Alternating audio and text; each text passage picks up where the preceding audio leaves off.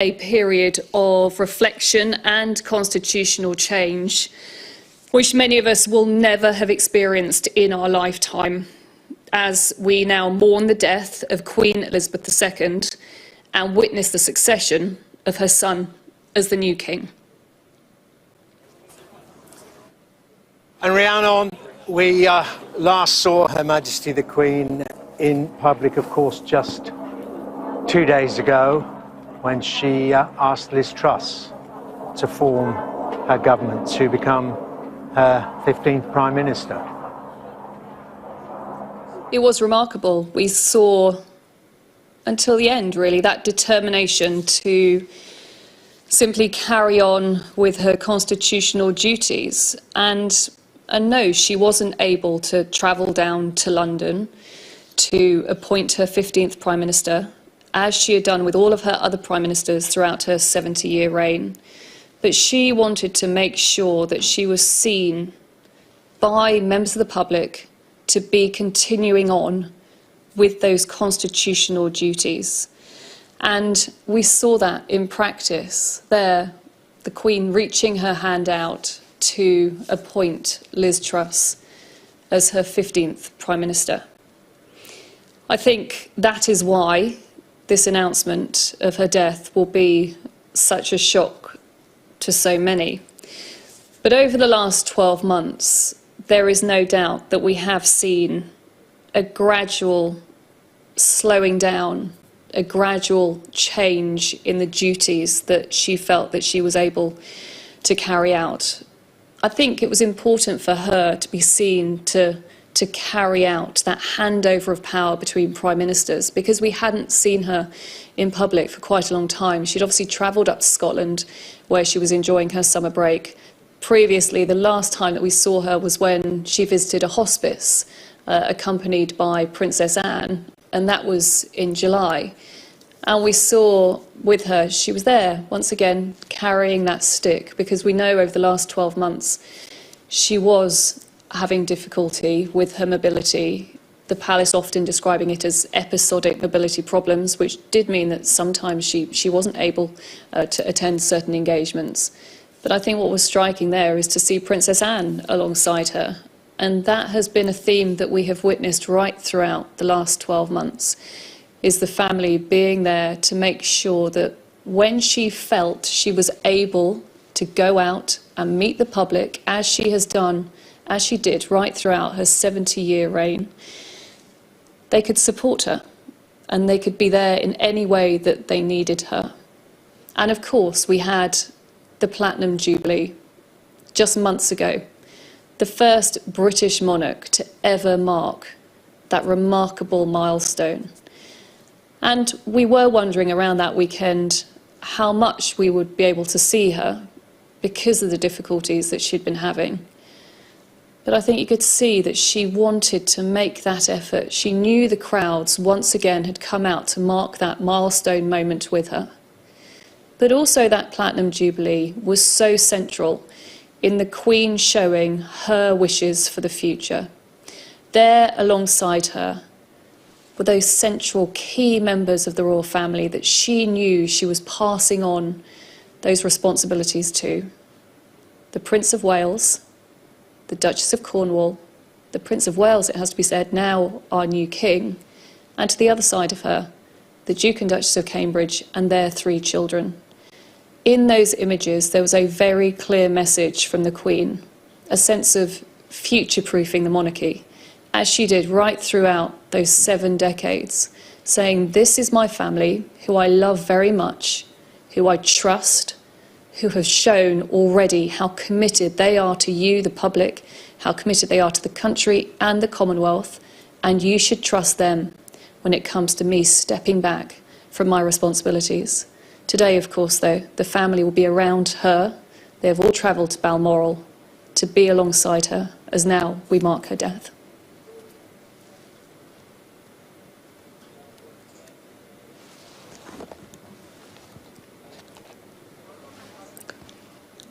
Just to repeat that statement released a short time ago by Buckingham Palace, that the Queen died peacefully at Balmoral this afternoon. The King and the Queen Consort will remain at Balmoral this evening and will return to London tomorrow.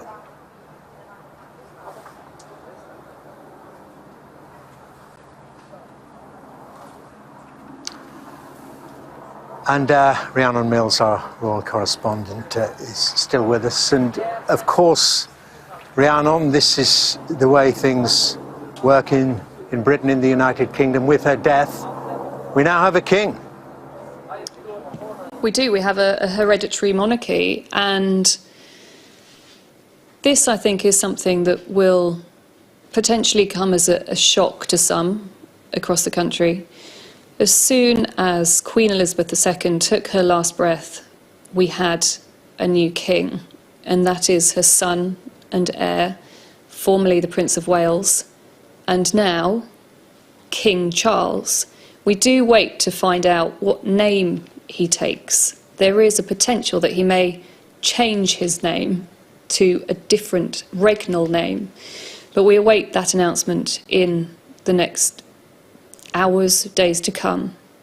But in the coming days, we will see the pendulum swing in many ways between mourning the death of Queen Elizabeth II and the welcoming of a new king. We are going to see spectacular pageantry that many of us have never witnessed before.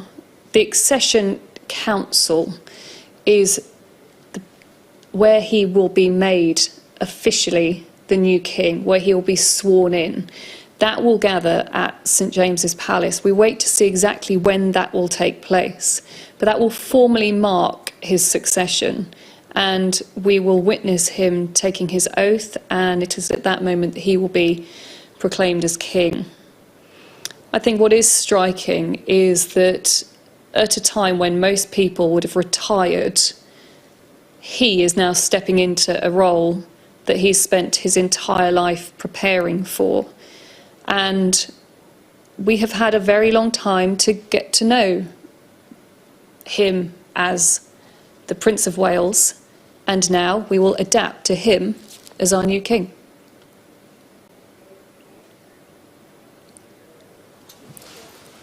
Rhiannon, thank you very much indeed. Let's look at the moment that the death of Her Majesty Queen Elizabeth II was formally announced.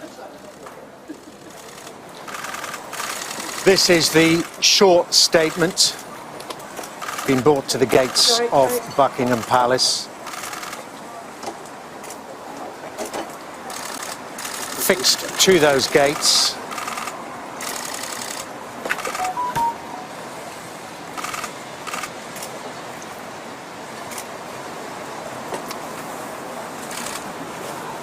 and the statement, as you can read for yourself, saying that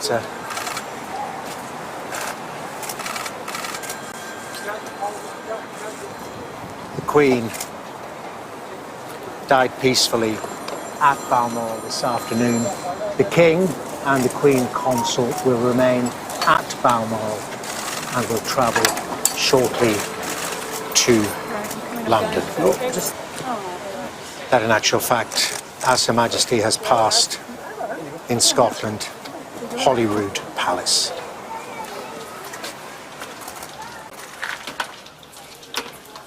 And these are the scenes at Buckingham Palace here in London. The crowds gathering. They've been gathering all afternoon since the initial statement from Buckingham Palace concerning the Queen's deteriorating health was announced, that doctors were concerned for her, but she was comfortable. During then the course of the afternoon, the senior members of the royal family gathered at Balmoral, the Queen's summer residence. She's been there, she has been every summer for the entirety of that period, where she received 2 prime ministers in a day just 2 days ago.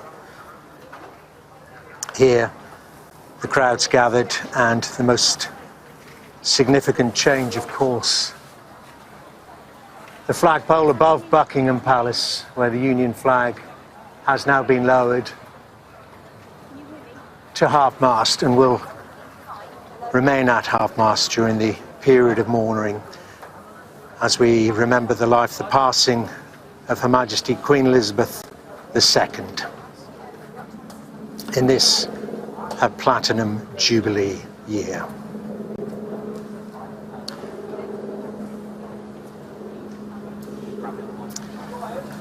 Rhiannon Mills, our royal correspondent, is with me, and as we take in these scenes and the enormity of what has happened and what is happening, Rhiannon, 70 years on the throne, as I mentioned, the Platinum Jubilee, the vast majority of residents of this kingdom, of residents of the planet, have known no other Queen of Great Britain and Northern Ireland than Queen Elizabeth.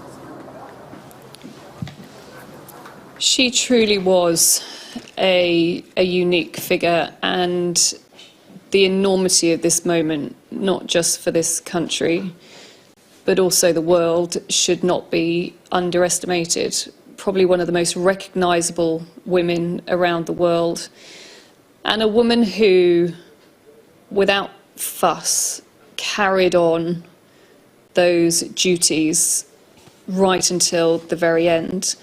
And in some ways, how better for her to bow out than in a week where we saw her carrying out her official duty. We don't know how difficult it was for her on Tuesday to be able to stand there and accept the resignation of one Prime Minister and then appoint another. But you can't forget that it was when she was just 21 years old that she made that lifelong commitment, saying no matter how long or short her life would be, she would always serve her country and Commonwealth. And that was also a pledge that she reinforced when we saw her mark Accession Day to start her Platinum Jubilee this year, where again she pledged that she would continue to carry out that official role. And yes, increasingly her family have stepped in to support her. But ultimately, there is no equal to Queen Elizabeth II. What is remarkable is when you look back and think that this was a young princess who was born in 1926 and wasn't expected to be queen. And then there was this twist of fate when her grandfather died and then her uncle abdicated, her father then became king. And then immediately she was his heir at the age of 10. And it was during, I think, those formative wartime years that really shaped that stoic sense of commitment and selflessness that we continue to see throughout her 70 years. Of course, there was also the twist of fate that her father would die so young in his 50s and she would become queen at just the age of 25. And you have to think back to 1952, at the time when it wasn't a woman's place to rule, it wasn't a woman's place to be in positions of power. She ultimately had to prove herself to the country, to the world, to courtiers, to politicians, that she was more than capable of the job in hand. And throughout that remarkable 7 decades, we would see how she would, yes, respect the traditions of this institution, but would make sure that the monarchy was seen to be adaptable, changing with the times, relatable. And I think you look back at the pictures of her coronation and you see just how young she was, such a beautiful, glamorous young queen, and literally the weight of the country on her as her young son watched on, now our new king. And she talked about what it was like, that moment where she became queen, and the fact that, speaking about her father's death, there's a documentary called Elizabeth R from 1990, and speaking about her father's death, she said, "In a way, I didn't have an apprenticeship. My father died much too young, and it was all very sudden, taking on and making the best job you can. It's a question of maturing into something one has got used to doing and accepting the fact that here you are and it's all fate." And throughout that remarkable reign, we saw that she was always committed, despite the world changing around her, despite witnessing the most extraordinary political, social, economic change. she would continue to try and make sure that that institution was reacting to what was happening around her. Just on the here and now, we understand that an announcement, a statement will be made by the Prime Minister in Downing Street very shortly. And let's just reflect on what an extraordinary week it has been in the history of the entirety of the United Kingdom.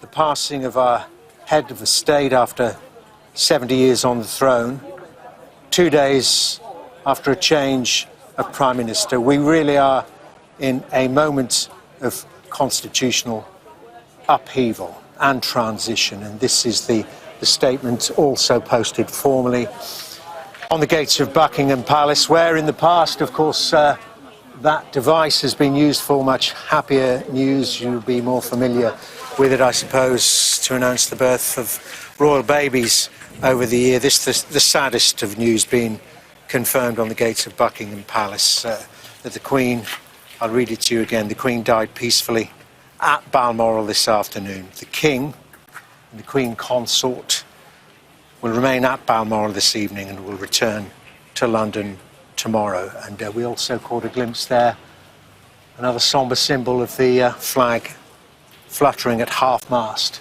the Union flag flying at half-mast above Buckingham Palace here in central London.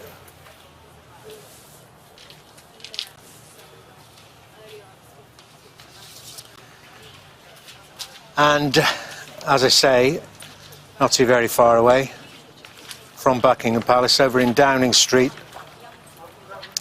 that lectern, which just 2 short days ago, or 2 long days ago, because the whole focus has changed, was used by a new Prime Minister to announce that she had just returned from Balmoral and had been asked by Her Majesty Queen Elizabeth II to form a government to become her 15th Prime Minister, is now in place for a much more sombre occasion, for the reaction from that Prime Minister to the announcement of that death of the monarch. A monarch who, in actual fact, that is the last picture we have of her, of Queen Elizabeth asking Liz Truss to become, as I say, her 15th Prime Minister, just 2 short, 2 long days ago. Let's talk to our royal contributor, Alistair Bruce.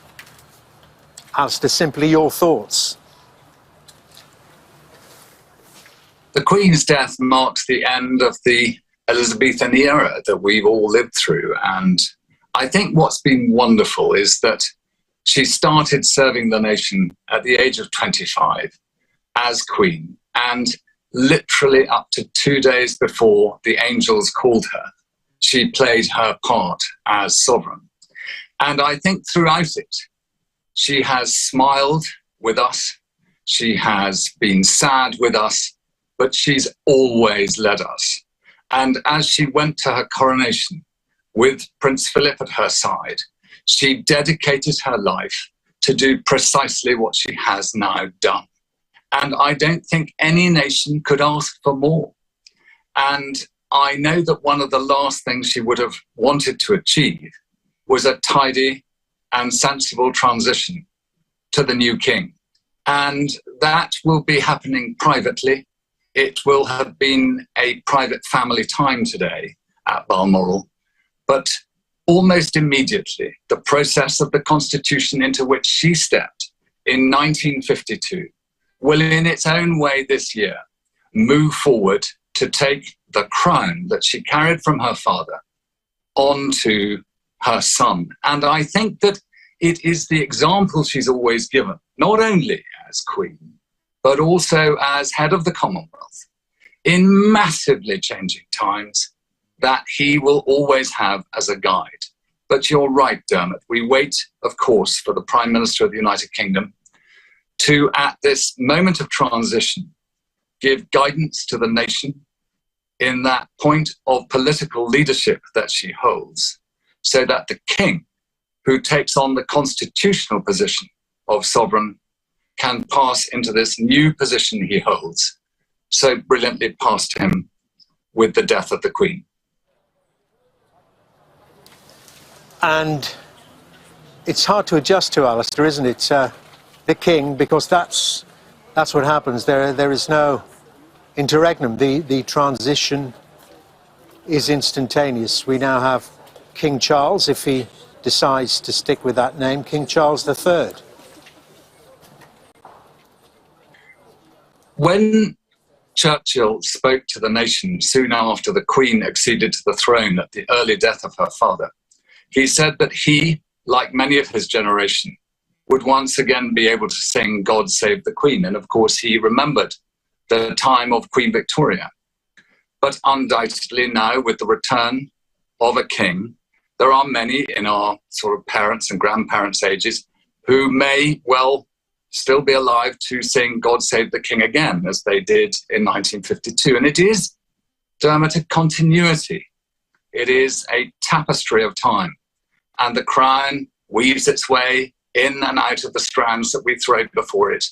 And that is the way in which history is held together by a kingdom's monarch.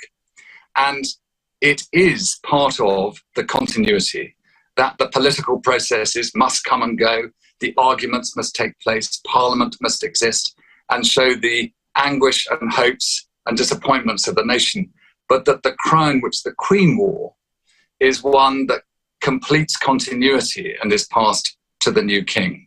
And that has now happened.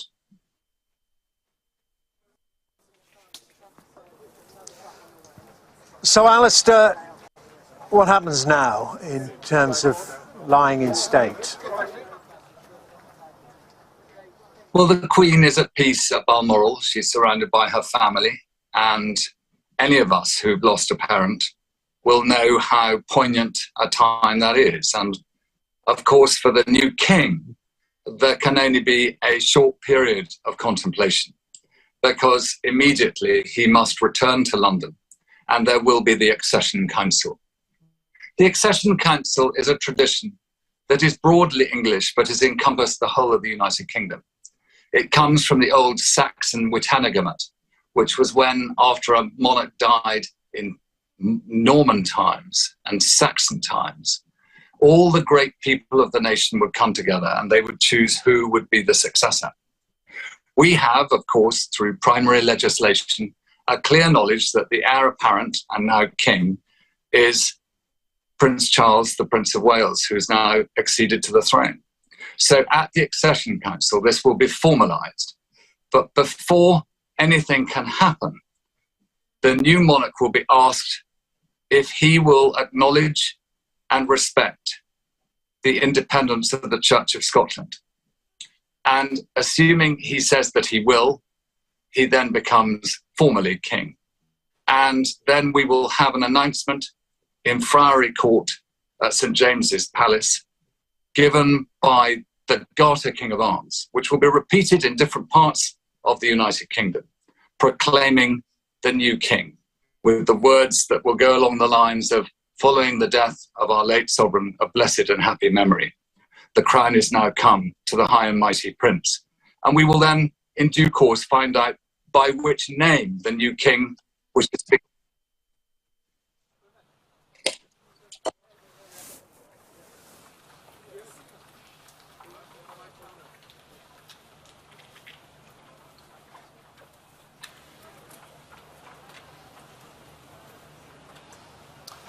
You're watching Sky News live from Buckingham Palace. It is 7 o'clock, and half an hour ago, Buckingham Palace announced that the Queen died peacefully at Balmoral this afternoon. The statement continued that the King and the Queen Consort will remain at Balmoral this evening and will return to London tomorrow.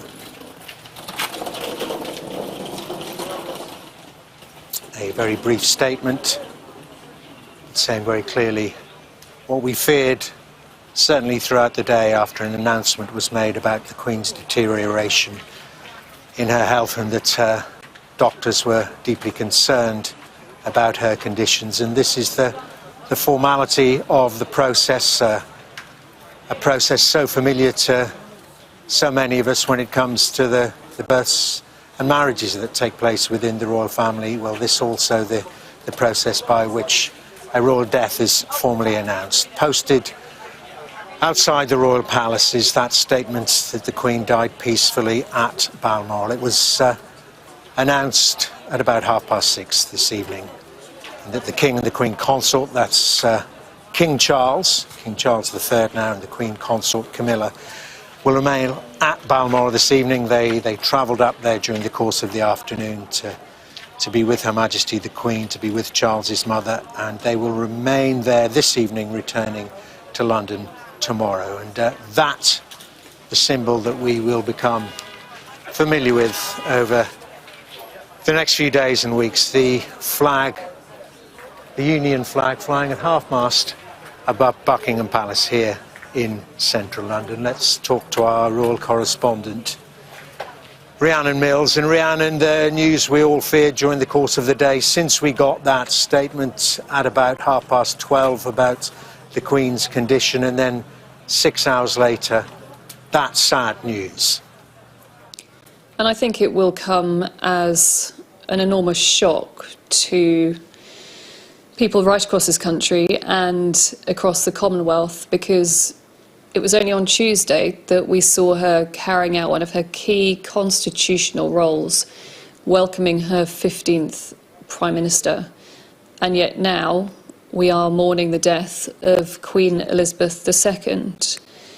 I think she was so determined to carry out those public duties right until the very end. And we've seen that over the last 12 months. Yes, things had to be adjusted and changed, and plans had to be changed to accommodate the fact that she was having mobility issues. But when she could, she knew and she felt that she must be seen by members of the public. And in essence, I think it was a role that she deeply enjoyed. She loved meeting people. She was always able to have this remarkable ability to put people at ease. But I think, as you said, it was from around lunchtime that concerns certainly started to build, because it was highly unusual for the palace to decide to share information about the Queen's medical condition.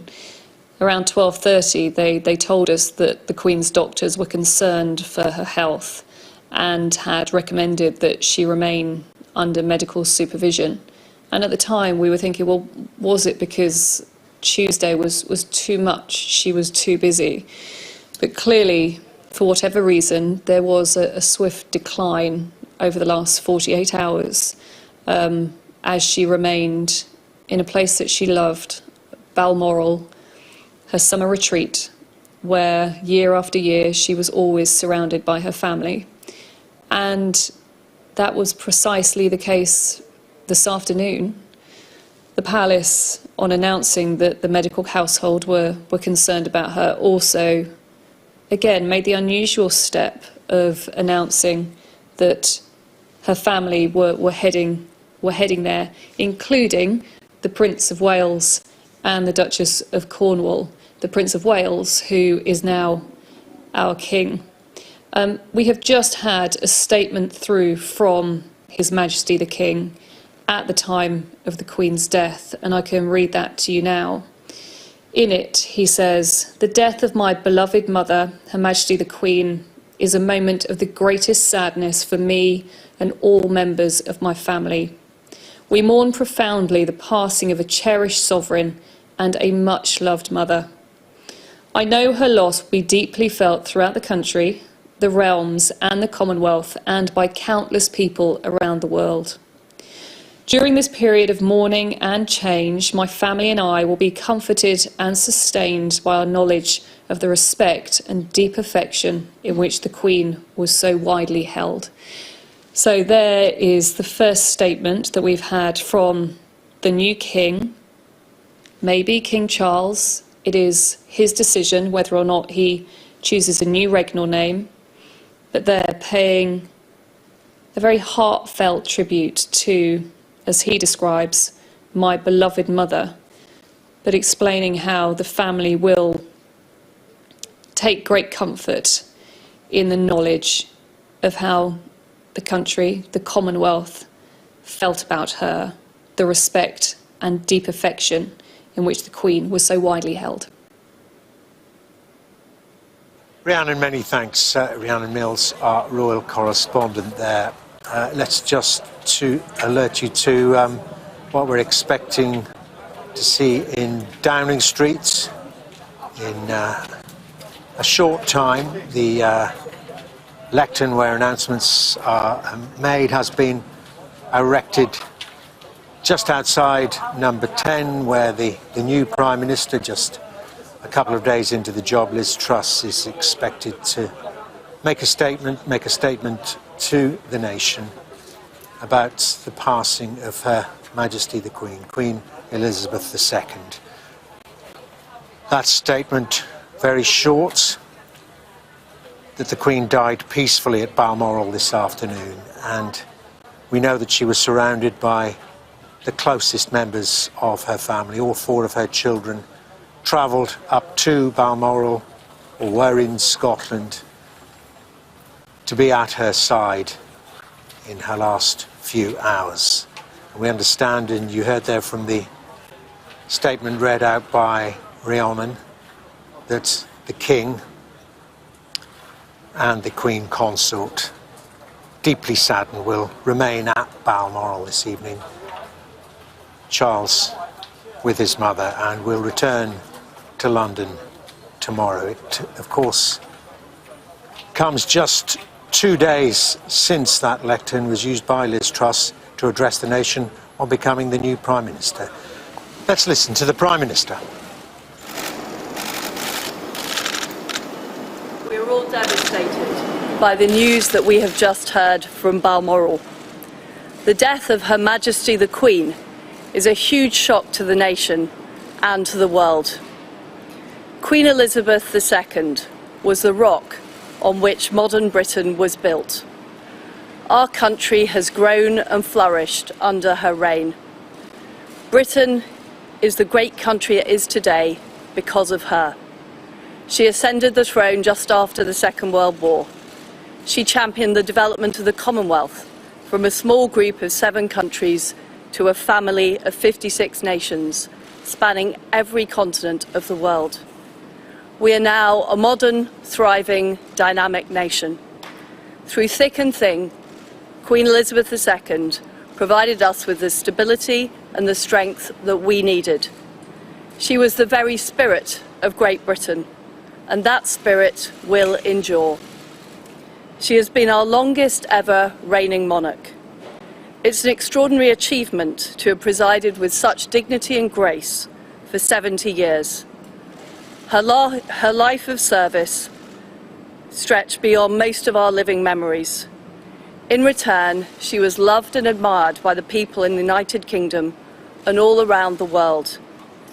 She has been a personal inspiration to me and to many Britons. Her devotion to duty is an example to us all. Earlier this week, at 96, she remained determined to carry out her duties as she appointed me as her 15th Prime Minister. Throughout her life, she's visited more than 100 countries, and she has touched the lives of millions around the world. In the difficult days ahead, we will come together with our friends across the United Kingdom, the Commonwealth and the world to celebrate her extraordinary lifetime of service. It is a day of great loss, but Queen Elizabeth II leaves a great legacy. Today the crown passes, as it has done for more than 1,000 years, to our new monarch, our new head of state, His Majesty, King Charles III. With the King's family, we mourn the loss of his mother, and as we mourn, we must come together as a people to support him, to help him bear the awesome responsibility that he now carries for us all. We offer him our loyalty and devotion, just as his mother devoted so much to so many for so long.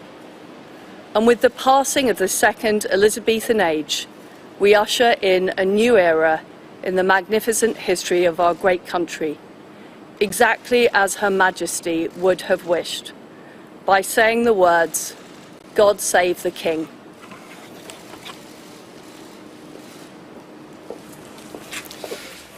Prime Minister Liz Truss there, ending her statement, saying, "God save the King."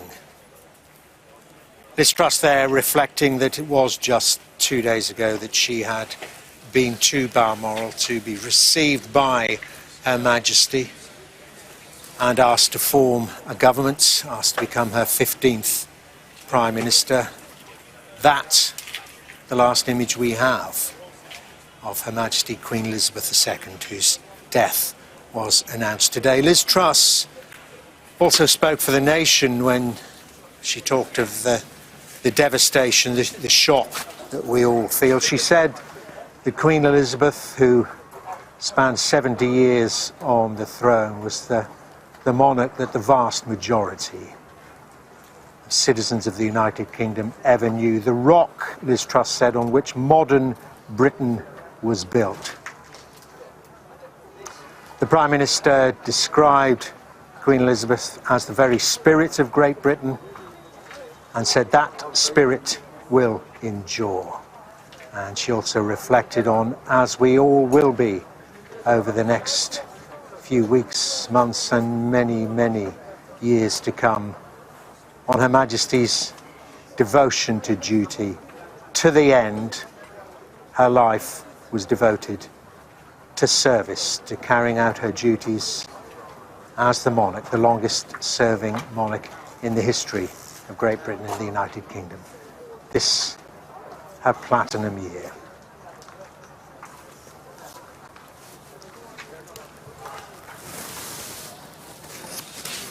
Well, I believe now I can bring you the statement from the King, His Majesty the King. Charles has said at the time of the Queen's death, he said, "The death of my beloved mother, Her Majesty the Queen, is a moment of great sadness for me and all members of my family." He continued, "We mourn profoundly the passing of a cherished sovereign and a much-loved mother. I know her loss will be deeply felt throughout the country, the realms and the Commonwealth, and by countless people around the world." King Charles continued, "During the period of mourning and change, my family and I will be comforted and sustained by our knowledge of the respect and deep affection in which the Queen was so widely held."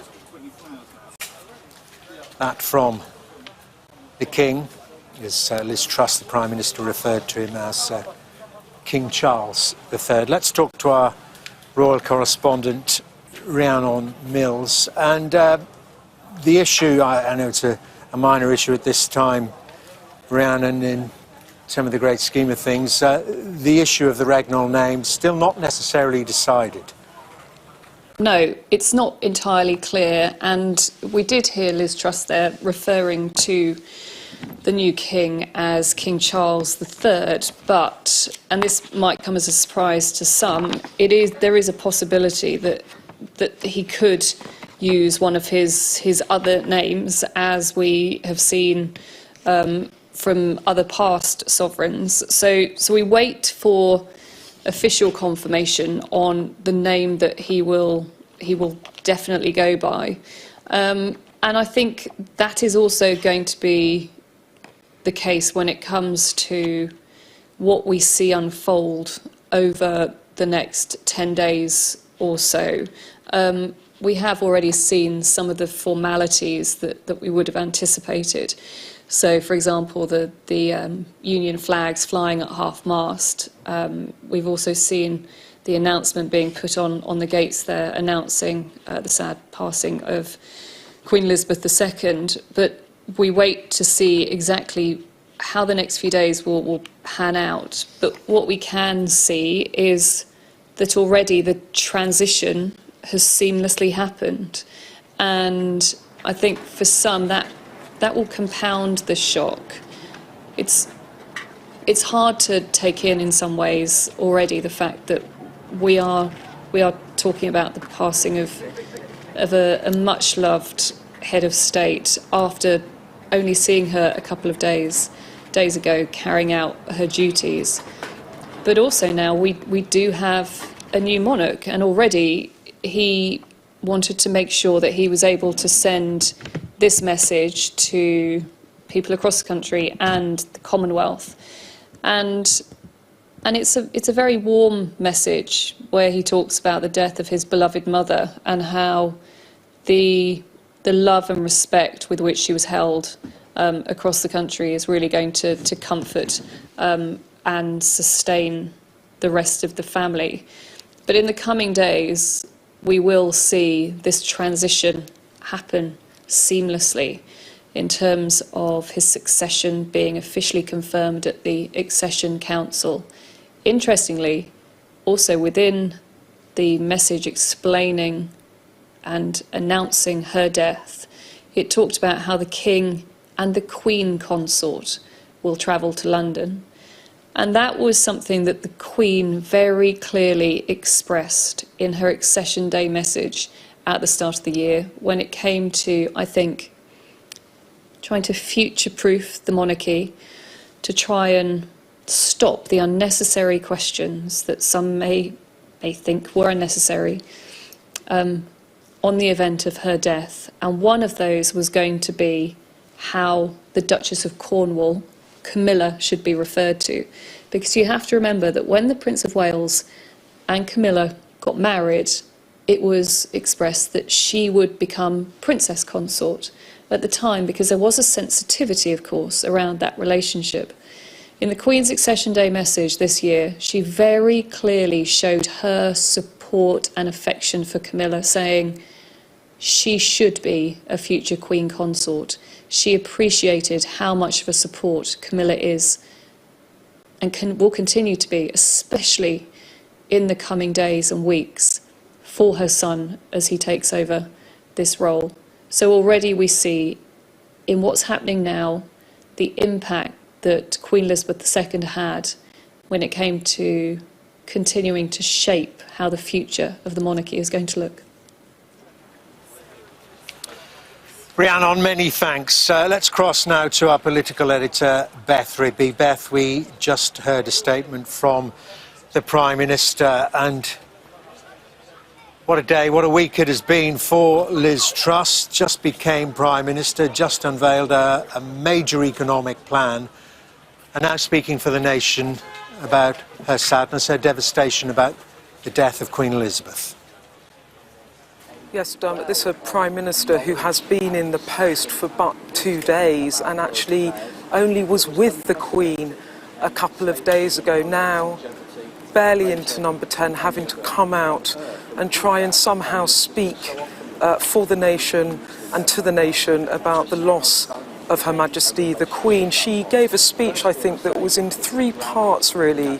The first, in which she spoke of the devastation of the loss of the Queen. She said that the Queen was the rock on which modern Britain was built, that she had been there for all of us through thick and thin as our nation, our post-war nation, grew and evolved. The constant always was the Queen. She talked of her devotion to service. So an acknowledgement and an attempt to try and encapsulate that extraordinary reign of Queen Elizabeth. She then went on to talk a bit about her personal reflections, talking about how the Queen had been a personal inspiration to her as well as many Britons, talking about that meeting. We saw those lovely pictures of them together but 2 days past, of that meeting with the Queen, where Liz Truss spoke about how Queen Elizabeth still showed that devotion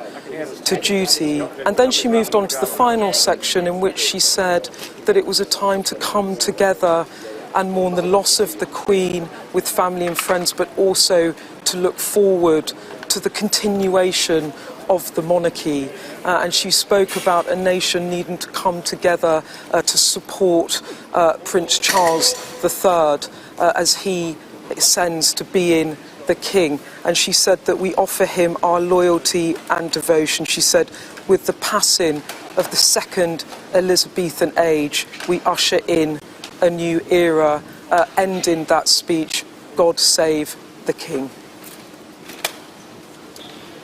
Beth, many thanks. Beth Rigby, our political editor there. Let's go to my colleague Mark Austin, who's in Balmoral, where the Queen's death was announced and where the senior members of the royal family have gathered and are there this evening.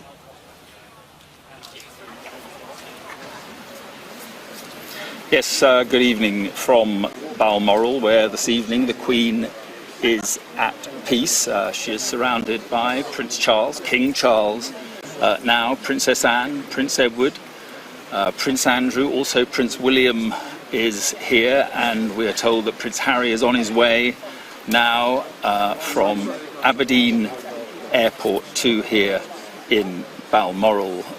There were well-wishers here, but once the announcement came, the police slowly, very politely asked them to leave. The roads are closing to anything other than traffic relating to the royals, and it is just very quiet, incredibly quiet. It is the saddest of evenings here, because this was a place that she truly loved. The people here loved her. She loved being here. The statement said she died peacefully. This was a place she was often living peacefully. She loved the peace of this place. She loved the countryside here. She loved the fresh air, and she loved the one commitment that she had here, which was the Braemar Highland Games, and she enjoyed the culture of the place, and she just loved being here. So it is an enormous sadness this evening to people here, but of course to people right across this country. And I think I mentioned that King Charles and the princes and princesses are here, but it's worth remembering that they are also sons and daughters and grandchildren, and this is an evening when, you know, our thoughts, the country's thoughts, will obviously be with them. And but in so many ways, the Queen, of course, was also a mother and grandmother to the whole nation. So this is just the saddest evening. With me is our Scotland correspondent, James Matthews, who spent, well, you've been up here quite often, haven't you, when the Queen has been in residence. It is a place that she loves. She does. And it's a place where she would have been comfortable spending her final days. And I think we can draw comfort from what we know of her final days. I've spoken to people who saw her in recent weeks, and she was very much a woman of the land out here, getting out, enjoying the rolling countryside around her. She was seen walking her corgis, picnicking with her lady-in-waiting in her mother's fishing hut on the banks of the River Dee, having lunch in Glenmick, where she has a cottage, which had been refurbished in a way that was appropriate to her.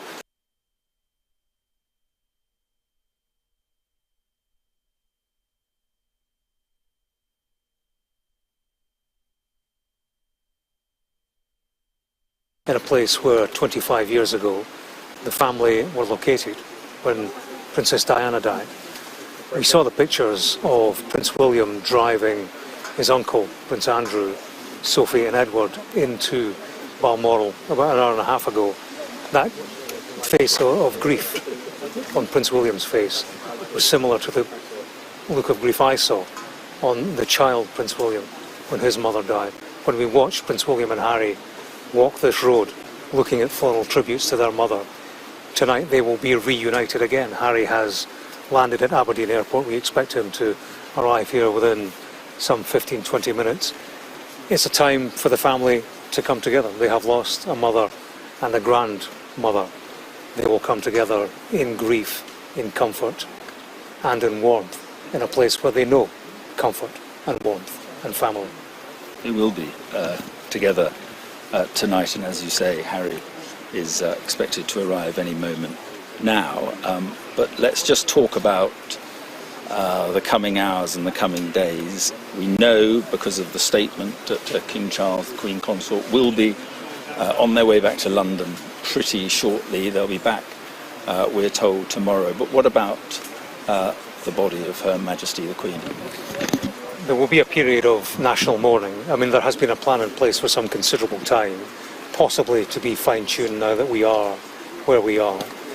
But the King and his Queen Consort, as you say, will travel back to London tomorrow.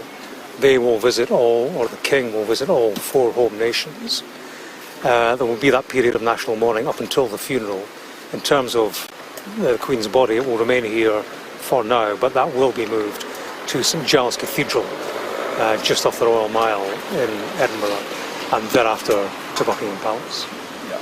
Okay, James, thank you very much indeed. And indeed, the body will be taken first to Holyrood House, I think, and then along the Royal Mile to St Giles Cathedral in Edinburgh.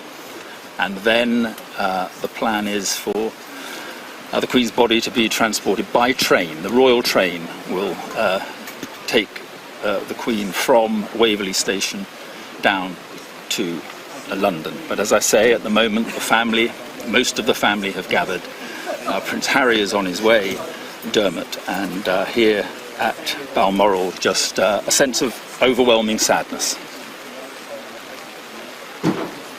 Mark, indeed, and that is reflected here at Buckingham Palace. There is no doubt that this is a major moment in the history of our United Kingdom, indeed in the history of the world. Such a long-serving and influential monarch passing after 70 years on the throne. I just wonder if we can take in some of the scenes here of the crowds gathering at Buckingham Palace, because they are flooding in here to absorb the enormity of what has just happened here today.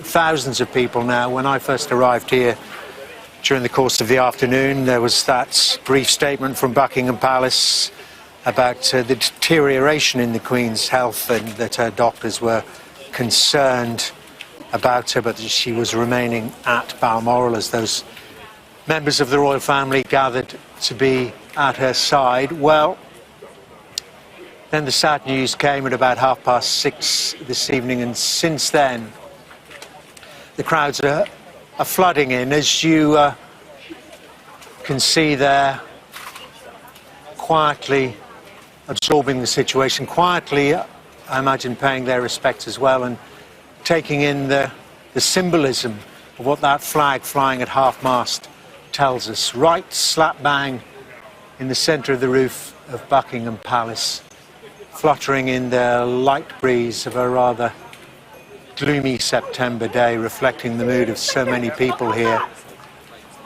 And behind me in Green Park, which abuts Buckingham Palace, hundreds of people making their way down to take in the scenes, to say that they came to Buckingham Palace to see for themselves, to read for themselves the short formal statement which is posted on the gates of royal palaces on the major occasions, and there's none more major than this. The simple statement saying, as Her Majesty would have wished, I'm sure, that the Queen died peacefully at Balmoral this afternoon, posted up there on the gates.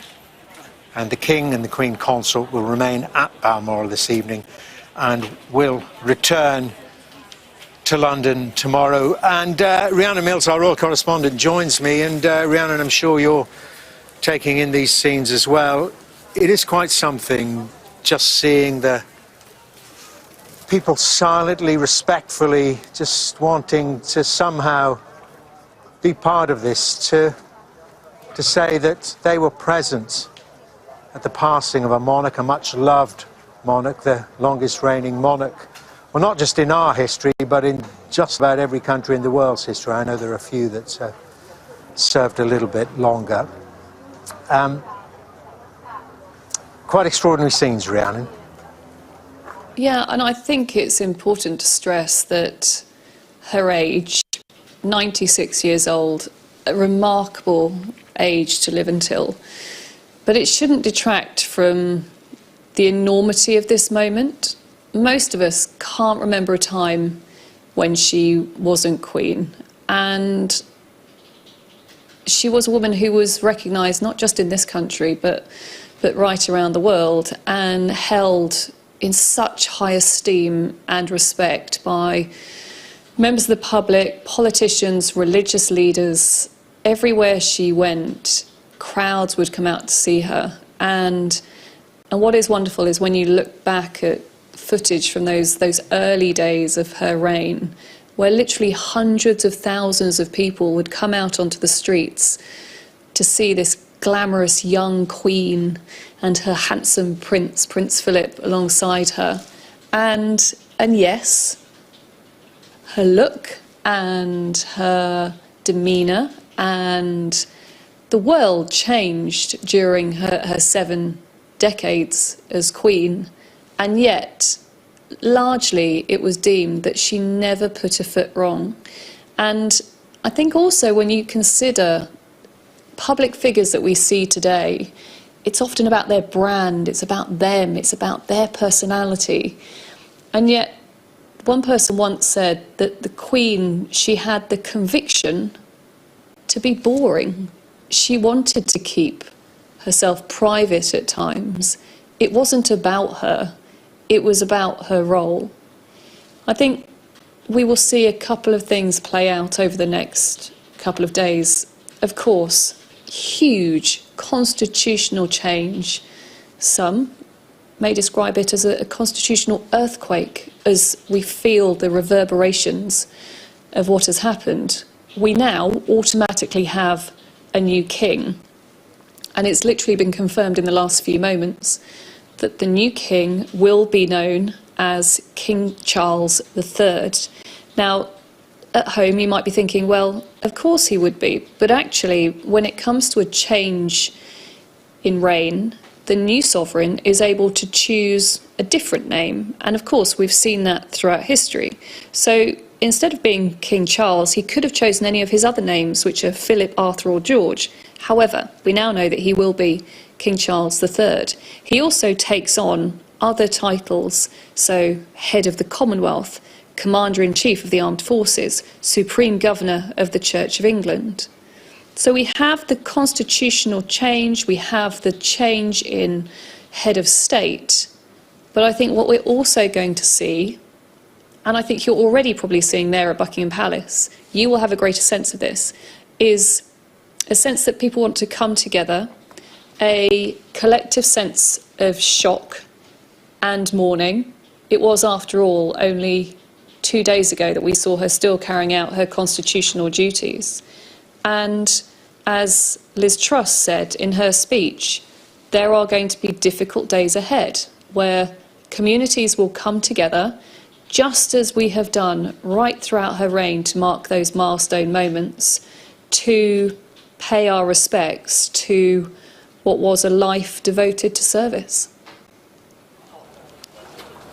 Indeed, Rhiannon, thank you for that. And I would echo those thoughts in terms of what people here are coming to witness and to experience. There's a huge sense, obviously and clearly, of the end of an era, but also a little bit of trepidation about what lies ahead. We know that we are in very difficult times, both nationally and internationally, and at this very moment, the rock, as Liz Truss referred to her, the very spirit of Great Britain, the rock upon which modern Britain was built, has passed.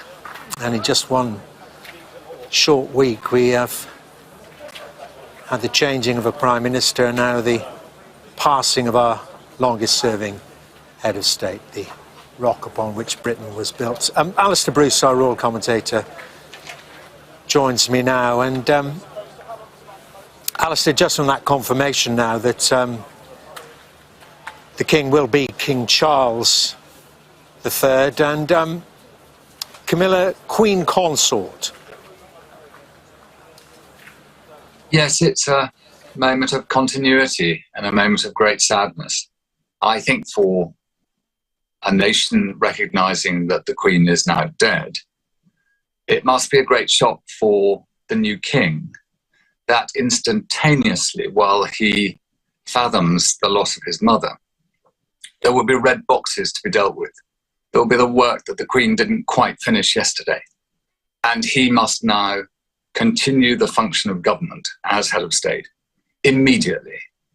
And that process and continuity of playing the role as monarch is one where everybody now will look to King Charles III for decisions on everything. All the needs and requirements of the days ahead will be placed for him to make decisions on. And it is a very busy changing. And the Queen referred to it herself when her father died back in 1952, that suddenly everybody looked to her. And she didn't necessarily feel prepared for it. And yet, in her 71st year as monarch, she became so comfortably adept. And with that glinting eye, when she was waiting for the arrival of her 15th Prime Minister in the drawing room of Balmoral Castle, she wanted to make the photographer waiting feel at ease and made a charming comment to him. And I think that's always been the nature of how she's done this role, is she's always managed to put herself last and to approach it with great humility. And she's given that torch now to the new king, who must take on so much, and yet at the same time, at this moment, with his brothers and sister and other members of the family, are recognising the loss of their second parent. And somebody sent a message to me now that, you know, lots of people feel they've lost a parent. And that is the nature of monarchy. It reminds us, because we get to know the monarch almost as though she's a personal friend. And when she goes, it's like losing somebody, and it echoes a loss in one's own family. And I think that those people gathering now outside Buckingham Palace, each of them with their own personal thoughts, they've come for myriad reasons. And a head of state has to encompass myriad people with myriad thoughts. And Elizabeth II did that. And now the new king must take on that responsibility and be the figurehead around which the political process will, of course, dance. Alistair, thank you very much indeed. Well, obviously we're getting reaction from political leaders, not just here, but throughout the world. I believe that we are about to hear, or shortly to hear, from the Labour leader, Sir Keir Starmer. We heard not too very long ago from the Prime Minister, the new Prime Minister, Liz Truss, in Downing Street, who reflected upon the fact that just 2 days ago she was at Balmoral with Her Majesty the Queen, discussing becoming the 15th Prime Minister under Queen Elizabeth's reign.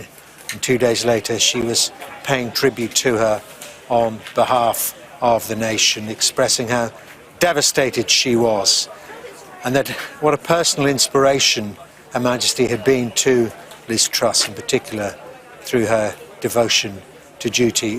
Well, as I say, we heard that not too very long ago from the Prime Minister, Liz Truss. Let's listen now to the leader of Her Majesty's opposition. It's very strange to say of His Majesty's opposition, Sir Keir Starmer. Of a remarkable sovereign. It is a deep private loss for the royal family, and our first thoughts are with them at this time. The nation shares in their grief. Queen Elizabeth II created a special, personal relationship with us all, a relationship based on service and devotion to her country. Nobody under the age of 70 has known anything other than Queen Elizabeth II on the throne. For the vast majority of us, the late Queen has been simply the Queen, the only Queen, above all else, our Queen. As we mourn her loss, we should also treasure her life, our longest serving and greatest ever monarch. Above the clashes of politics, she stood not for what the nation fought over, but what it agreed upon. In crisis, she reassured us, reminding us that we are all part of something that stretches back through time, a symbol of the best of us. I saw it for myself when I led the Crown Prosecution Service. Every time I had the privilege to meet the late Queen, she would ask the most searching questions because she wanted to understand the lives and struggles of her people. And as Britain changed rapidly around her, this dedication became the still point of our turning world, an example that taught us that whatever the challenges we face, the values of service always endures. And the obvious love the late Queen displayed for Britain, the British people gave back in return. That is why there is such an outpouring of grief across the nation today, as there is across the Commonwealth, to which the late Queen was so devoted. Around the world, people are united in mourning and united in celebrating her life. This togetherness is a reminder of what she achieved, a reminder of our shared values, values which I know will be upheld by her beloved son Charles, our new king. So as our great Elizabethan era comes to an end, we will honour the late Queen's memory by keeping alive the values of public service she embodied. For 70 years, Queen Elizabeth II stood as the head of our country, but in spirit, she stood amongst us.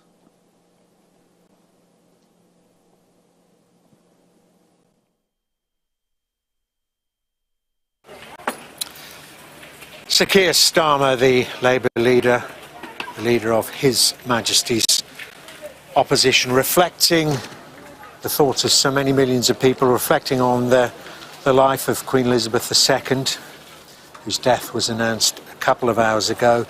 Sir Keir there pointing out, as so many of us will and so many of us have, the values of service that the Queen embodied, the values of public service. Sir Keir was particularly emphasising there that she embodied, and talked about how we are united in mourning, and the important point Sir Keir made, united in mourning and celebrating Her Majesty Queen Elizabeth II's life. And I think that is the sentiment that is abroad amongst the huge crowd. We're only seeing a small section of it now.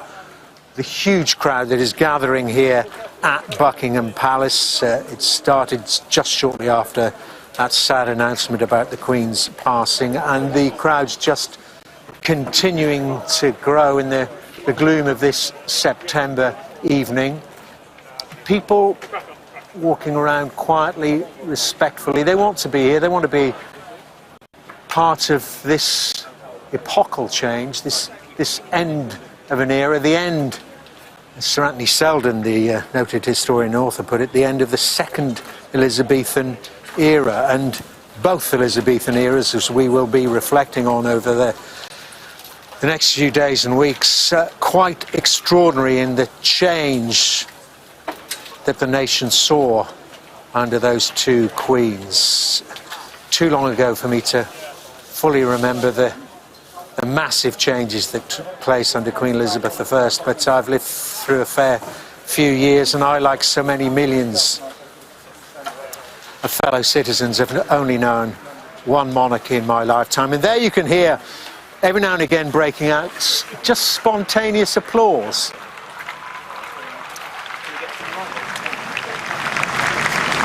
Now there are no senior members of the royal family here. We know that they were in Balmoral. They are in Balmoral this evening, cheering. 3 cheers.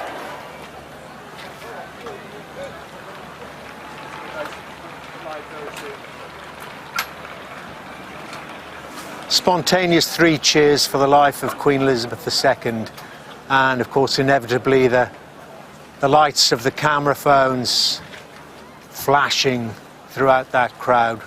Why wouldn't you? Such a moment, September the 8th, 2022, will be remembered forevermore in British history. When Queen Elizabeth II died peacefully, her death was announced a few hours ago. She died peacefully at Balmoral, her beloved Balmoral, this afternoon. But this, though, the symbolic centre of the royal family, not just in the capital of the United Kingdom, but the symbolic centre for the entirety of the world. So many events have taken place here just under the reign of Queen Elizabeth II, and not too very long ago we've been reflecting on the Platinum Jubilee, something that we all celebrated, the street parties, something of a post-COVID era about it. The Queen participated herself in as many of the events as she could make, but at the age of 96 we all knew that she had to take it easy, and then increasingly over the next few months we saw less and less of the Queen, but up to the very end, and this is something the Prime Minister reflected on, carrying out devotedly, doggedly, her most important duties, and there can be none more important for the head of state, for the monarch, than overseeing, as she has done with 14, now 15 prime ministers, that transition of power, sometimes between parties, and as we've seen in the last few years, within a party, but nevertheless a smooth transition, passing from Boris Johnson, and remember, just 3 days ago, Her Majesty the Queen was on the throne and Boris Johnson was in number 10 Downing Street. Here we are on Thursday evening. We have King Charles III and Prime Minister Liz Truss. This is truly an extraordinary moment in the history of the United Kingdom.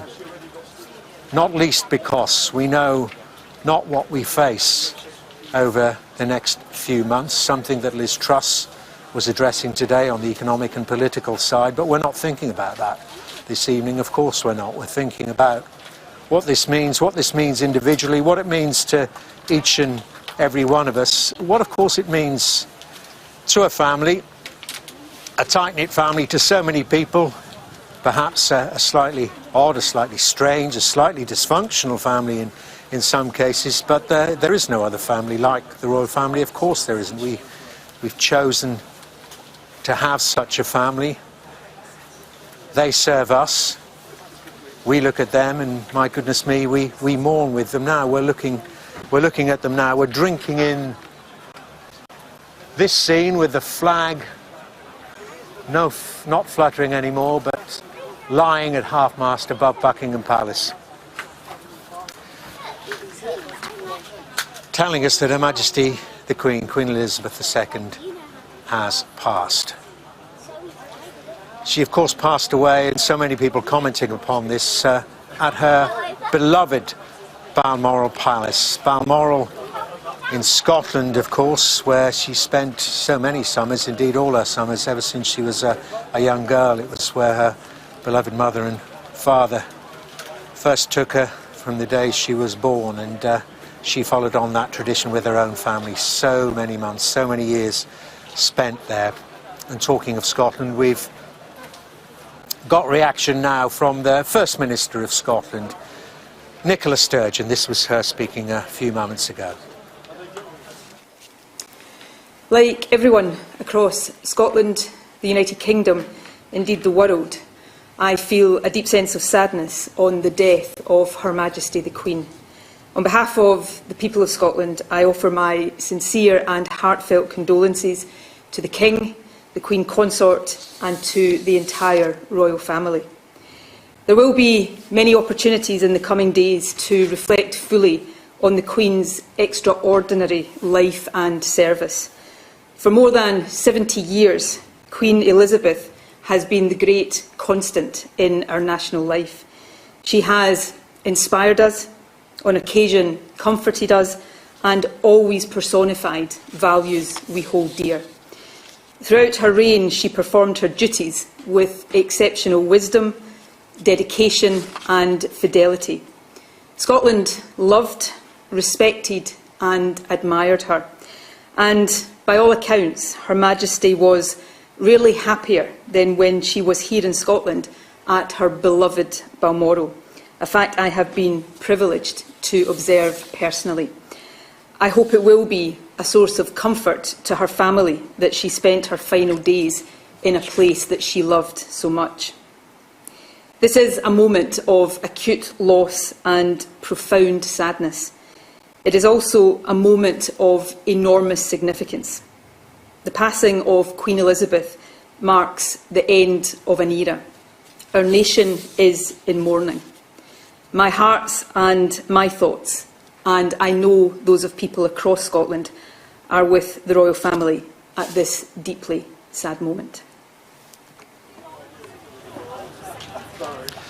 Well, fulsome tribute there to Queen Elizabeth, whose death has been announced today, from the First Minister of Scotland, Nicola Sturgeon. Words echoed, I'm sure, by the thousands of people who are gathering here this evening in central London, outside Buckingham Palace, to have their own thoughts and to share their own tributes about the Queen's death. Nicola Sturgeon referring there to the Scottish people's love of the Queen and their appreciation of her dedication, her wisdom and her fidelity, and of course referring to the fact that she passed in a place she loved so much. That is, of course, at Balmoral, where my colleague Mark Austin is now. Mark.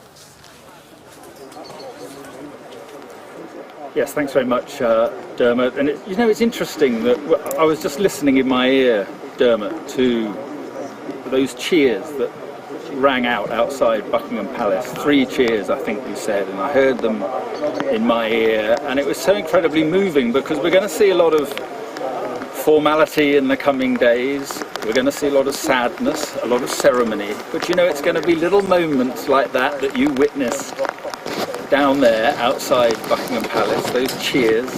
There's going to be little moments like that, I think, that will make people realise how much this Queen meant to them. And in stark contrast to that cheering outside Buckingham Palace, it is just very quiet here. And there were, as I said before, some people here who came along when they heard that the Queen was not well. They came along and wanted to wish her well, and then the announcement came, and it just became very, very quiet. The police slowly moved them along because the roads have to be cleared now. They have to close, not least because Prince Harry is on his way from Aberdeen Airport to Balmoral and is expected any time now. It's about an hour and 10 minutes from Aberdeen Airport. He landed about that time ago, so any minute now we could see Prince Harry arrive. He'll be joining his brother. He'll be also joining his father, who's now King Charles, and they will be together this evening in a place where the statement from Buckingham Palace said that the monarch died peacefully this afternoon, and it is very fitting because she was always peaceful here, as I was saying earlier. And it is strange to think that it was just, Thursday, it was Tuesday, that she was seeing Liz Truss here and appointing her 15th Prime Minister. I'm just glancing to see if this, I think it is certainly a convoy of some sort arriving here now, and it could well be, I think. It's very difficult to tell. It is dark, as you can see, and they were moving at some speed, but certainly Prince Harry is due here any time. And I was saying it's extraordinary to think that it was just Tuesday that the Queen was on her feet, she was smiling, we all saw the photograph. She looked frail, but she was greeting Liz Truss, and she was greeting Boris Johnson before that, and was fulfilling that role that she felt was so important and something that she so wanted to do, clearly. And I guess the other thought is that if there was anywhere in the world that she would like to have passed her last days, then Balmoral would be that place. As we wait for Prince Harry, James Matthews is right alongside me here in the rain and the darkness and the sadness of Balmoral, and as we were saying, it is a place that meant just so much to her. It did, Mark. That was Prince Harry that was part of that three-vehicle convoy, now joining the rest of the family who are in Balmoral. His father, Prince Charles, or now King Charles III, he was here earlier on today, joined, as we saw, by Prince William, Edward and Sophie, and Prince Andrew and Prince Harry, making up the family group that have arrived over the course of the day. And, you know, you speak about the comfort of this place for the family, and that's what it is now, isn't it? I mean, there are no crowds here. It's dark, it's raining, there are media here, but that doesn't mean to say this isn't a community that feels a deep sense of grief out with the gates of Balmoral. I spoke a few minutes ago to the Reverend Kenneth Mackenzie. Now, he is a minister from Crathy Kirk across the road who knew the Queen very well, and he was with her until just before she died. And I'll tell you what he said to me. He spoke about a common sense of loss that we all share.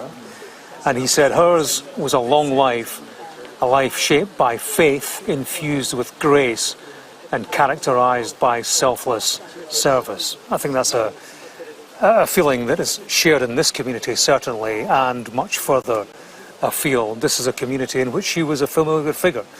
She had a different background from people who live in Aberdeenshire, but they shared a very strong sense, or they bestowed upon her a very strong sense of belonging. She was seen around the place. She was out and about. In the final few weeks, she was walking on the estate, walking the corgis. You know, it was interesting. I flew up here this afternoon and I sat next to a guy from just outside Aberdeen. He said, "I know why you're on your way," and he said the people of Scotland love the Queen because the Queen loved Scotland, and that is true. Yeah. As articulated the last time she addressed the Scottish Parliament, famously in October 2021, speaking about her affection for the place, an affection shared by herself and her husband, Prince Philip. And, you know, that passion and that love for the place was often interpreted as political enthusiasm for the United Kingdom and Scotland's place in it. It was just at the end of the street where, during the referendum, she was heard to say, "I hope Scottish voters will think very carefully about their future," which was interpreted widely as an endorsement of the Union at a key political time. You know, not confirmed. Well, it's interesting, we've just heard from Nicola Sturgeon, who said she was a much admired, respected and loved monarch.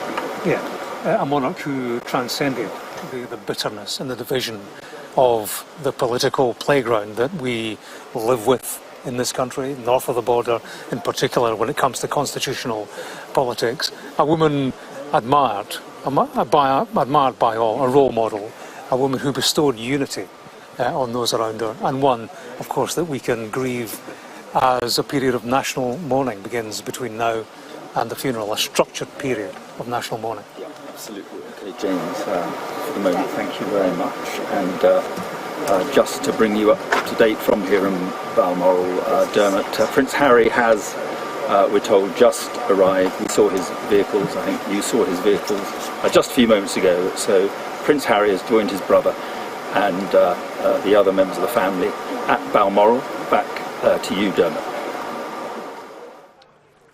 Thanks, Mark. Well, it is 8 o'clock and this is Sky News, where Buckingham Palace has announced that Her Majesty Queen Elizabeth II has died.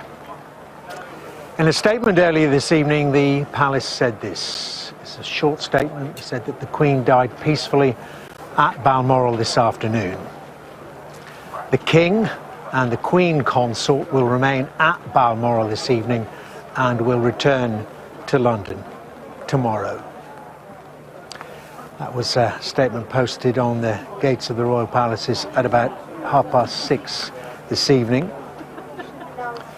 Well, Charles, who became king on the death of his mother, had this to say: "The death of my beloved mother, Her Majesty the Queen, is a moment of the greatest sadness for me and all members of my family." He continued, "We mourn profoundly the passing of a cherished sovereign and a much-loved mother. I know her loss will be deeply felt throughout the country, the realm, and the Commonwealth, and by countless people around the world." King Charles continued by saying this: "During this period of mourning and change, my family and I will be comforted and sustained by our knowledge of the respect and deep affection in which the Queen was so widely held." And it is that respect and deep affection that we are witnessing right here, right now, outside Buckingham Palace. Thousands of people have gathered here during the course of the last 3 or 4 hours. First, initially awaiting any news. They hope for good news. Perhaps we all were preparing ourselves for the worst after the earlier statement about the deterioration in the Queen's health at Balmoral, and the fact that so many members of the royal family were travelling there to be with her, as it turned out, in her final hours. And then since that announcement, it's a simple announcement, as I read out there to you. It's a very short announcement. And the convention is the way that these formal announcements are made from the royal family, whether it be the joyous news of a birth or a marriage, or the saddest news of the passing of a monarch. It is the posting of that statement on the gates of a palace, in this case the palace, the centre of the palace is the centre of London, Buckingham Palace, which so many people now are respectfully queuing up to have a look at, to take a picture of, why not, with their mobile phones. And every now and again, spontaneously, people not knowing, I suppose, how to react at this point, just a ripple of respectful applause breaks out. I think there's maybe a small one starting there, just someone in the crowd starts and others pick it up. Just a way of showing their appreciation, their tribute to the life of Her Majesty. And every now and again a cheer goes up, and that then ripples around the crowd. But people just walking around, taking in the scene, but taking in the facts, and we're going to all take a long time to absorb this. As has been said, and will be much said over the next few days, the monarch that not many of us did not know, did not think we knew, because she defined our lives, like her or not, for the vast majority of the citizens of the United Kingdom. She has always been our monarch.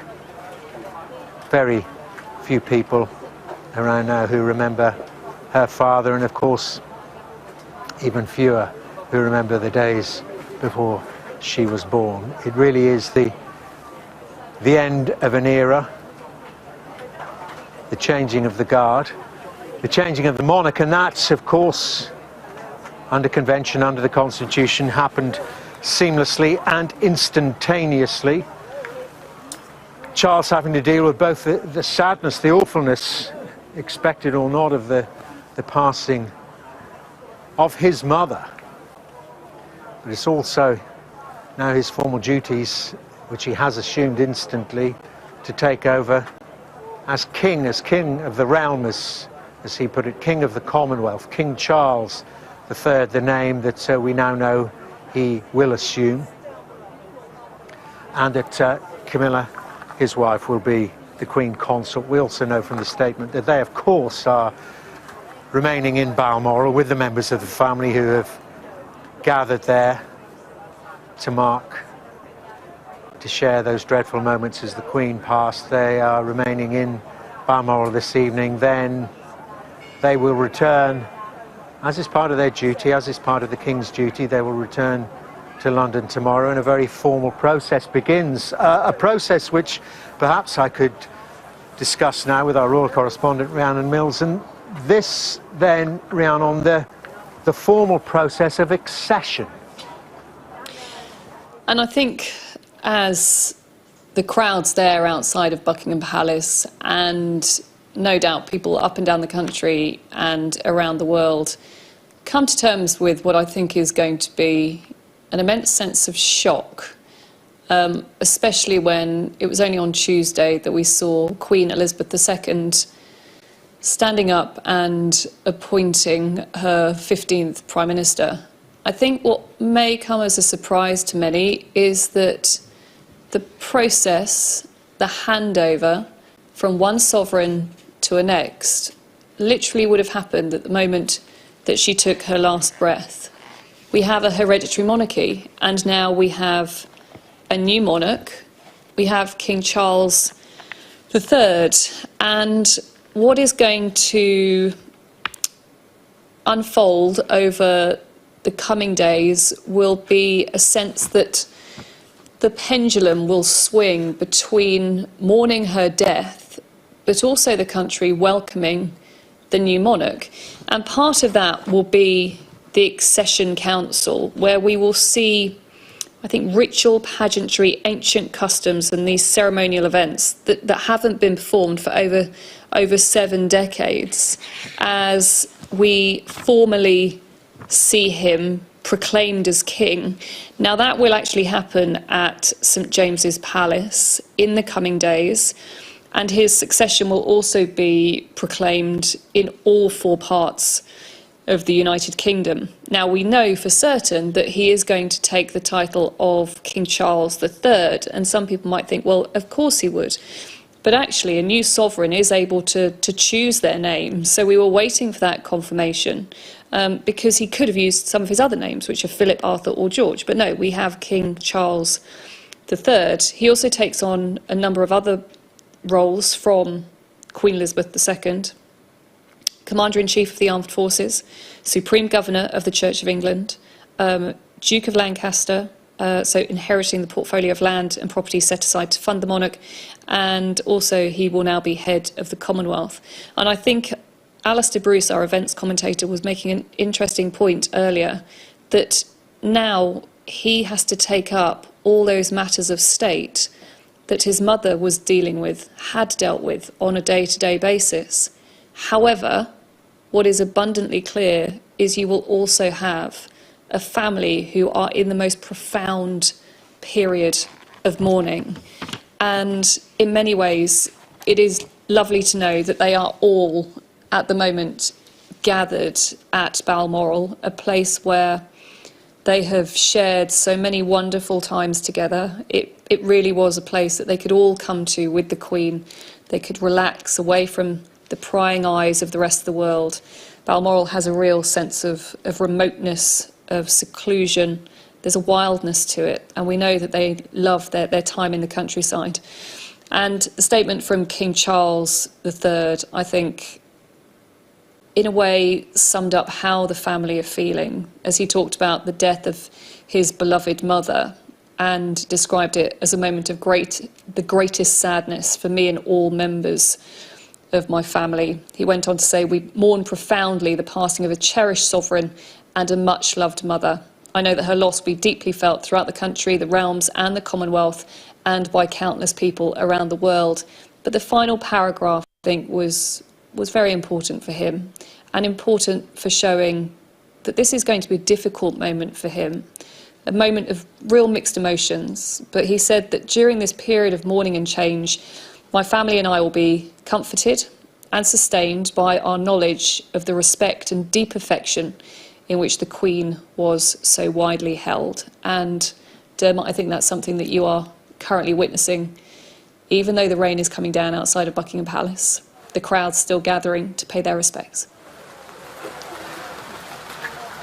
Too true, Rhiannon. Thank you very much indeed for that. Yeah, it's coming down in stair rods now, but it's not thinning the crowd at all. The brolly's going up, but everyone's staying here, taking it in. Also taking it in is a man who's very upset, I can see. Dick Griffin is with me here. We'll continue to look at those scenes. Dick is a former Royal Protection Officer. Served the Queen and the Duke of Edinburgh for what, 27 years in total. Dick, just give me your thoughts. The Queen, like Prince Philip, was part of my life for so long, and I've been lucky enough to share so many special moments with them. Royal tours, private moments, and lots of lovely special times at Balmoral. And in fact, this weather reminds me of Balmoral Castle. We had some great rainstorms up there. But I've just been thinking, while I've been listening to you run your programme, thinking of some of the special moments I had with the Queen and how considerate she was. And one of the stories that sums the Queen up is, she said to me in the car one day, for the last 9 months, all you've spoken to me about is how excited you were about becoming a grandfather for the first time. And she said, now your grandson's been born, you haven't even bothered bringing him to introduce me to him. So I had to arrange with my daughter to bring my grandson Joshua to a location where the Queen was staying privately, so the Queen could have a little cuddle with my grandson. And that just shows, you know, how special she is, thinking of everybody. And your daughter presumably went along as well. Holly was amazed, yes. Yeah, what a special moment for them. How old's Joshua now then? He's just turned 17 because he's just passed the driving test and I had to give him a car. Well, we can backdate that, but a special memory for him. I hope there were photographs allowed to be taken then? Yes, no, they weren't, sorry, no. I mean, the Queen would have been told about it. But it would have spoiled the moment, quite frankly, if we did it. Tell me some more memories about Her Majesty, because, you know, I mean, I was privileged enough to meet her a couple of times formally, but on those formal occasions, you know, she knew how to carry out her duties. She knew how to do the grip and grin, shake your hands, move on. But you saw a different side than so many of us. She was such a special lady. I mean, I used to run marathons for charity, for cancer charities, and when I ran my 100th marathon, my running club, Blackheath Harriers, put on a little party to celebrate, and the president at the time wrote to various people to get letters read out, and he had the cheek to write to Buckingham Palace asking Her Majesty would send a letter, and the private secretary showed it to her, expecting her not to agree. Of course Philip and I would love to do it, and when the letter arrived it was the usual platitudes you'd expect, but the line I liked was, aren't you lucky to have such a wonderful employer who allows you so much time off to take part in these events? And she used to sponsor me as well, and if I was very often a lady in waiting would ask me to do it for one of their pet charities, and then the Queen would always sponsor me privately, and it was just wonderful. Wonderful memories. I'm just thinking as we look out here at this crowd, you know, they're getting drenched. Of course, they don't care about that because of the momentousness of what has just happened. But I'm thinking of crowds, and we've seen, and you've seen, Her Majesty passing through so many crowds in so many countries. Just talk to me, because I'd watch it on the television screens, and that connection she had, that ability to talk to anyone from anywhere. Well, walkabouts were really, really special, both for herself and His Royal Highness when he was alive. And we always used to plan, just before lunch usually, we'd stop the car 150, 200 yards short of wherever we were going for lunch, and invite them to both to go out and do an informal walkabout. And Prince Philip would take one side and Her Majesty would take the other. And as you say, they would go along and spend lots and lots of time talking to anyone with badges or ties, anything they could recognise, to give them a focal point to have a chat. And I always used to love it because Prince Philip would go along on his side and he'd be lifting all the children over the barriers so they could run across and give the flowers to the Queen. And the Queen would take them off these little children. I don't think the police were that happy because they were probably left with about 30 or 40 lost children when we left. But we used to fill up carloads with flowers and send them all off to a local hospice or a residential home, and the Queen would take 4 or 5 of her favourite posies and keep them herself. But she used to love the walkabouts. And give you a few heart-stopping moments, I Well, suspect, they did, as well, Dick. Fingers crossed it all went okay. Dick Griffin, thank you very much indeed. And that's the point that Dick was making there. This is, of course, a moment of great sadness and mourning and reflection and tributes, as we're witnessing amongst the crowd there. As I say, their appetite to be here undiminished, undimmed by the rain that's falling very heavily from the sky at the moment. But it is also a moment, as is being observed, Sir Keir Starmer said it, of celebration of a life well lived, a life of service, a life of devotion and a life of dedication. And indeed those moments of humour, sometimes when we saw that yes, she was the Queen, yes, she was the monarch, yes, she had those hundreds of years of history, of pomp and circumstance and ceremony behind her, but behind it all, as we're hearing from Dick Griffin there, what a human being, what a privilege it was for him to serve her, as he told us. And some happy memories, many happy memories of Balmoral Castle, where she passed today, surrounded by those she loved the most, those close family members who remain there. Let's cross to Balmoral now. And my colleague Mark Austin is there. And Mark, it's a very important point that people are making, and we are showing some wonderful pictures. We've got so many wonderful pictures of Her Majesty the Queen. We've got to celebrate her life as well, and appreciate that she did so much for us for so very, very long. Yeah, absolutely. And the point you keep making, I think, Dermot, is a very important one, that for the vast majority of people in this country, she is the only monarch that they have known until this day. And what is happening here in Balmoral is, well, it's a night of great sadness, clearly, but it is the gathering place tonight. Her family, King Charles is here, and Prince Harry has just arrived from Aberdeen Airport, so he is here with Prince William, who arrived earlier, and there will be huge mourning here, as there is around the rest of the country, but this was, as you say, a very special place for the Queen. It was her holiday home, to be quite honest about it. She loved it here. She came here every summer. She looked forward to coming here every summer, and she would always try never to be denied the opportunity to come here. She loved it. She loved the countryside. She loved the fresh air, and it was a place of great tranquility and peace for her. And tonight she is here, and I said a few moments ago that if there was a place that she would have wanted to have spent her last days, then I think it would have been that place. And as I say, they're here tonight, her family, mourning and grieving, and also the people turned out this afternoon. In the time that I've been.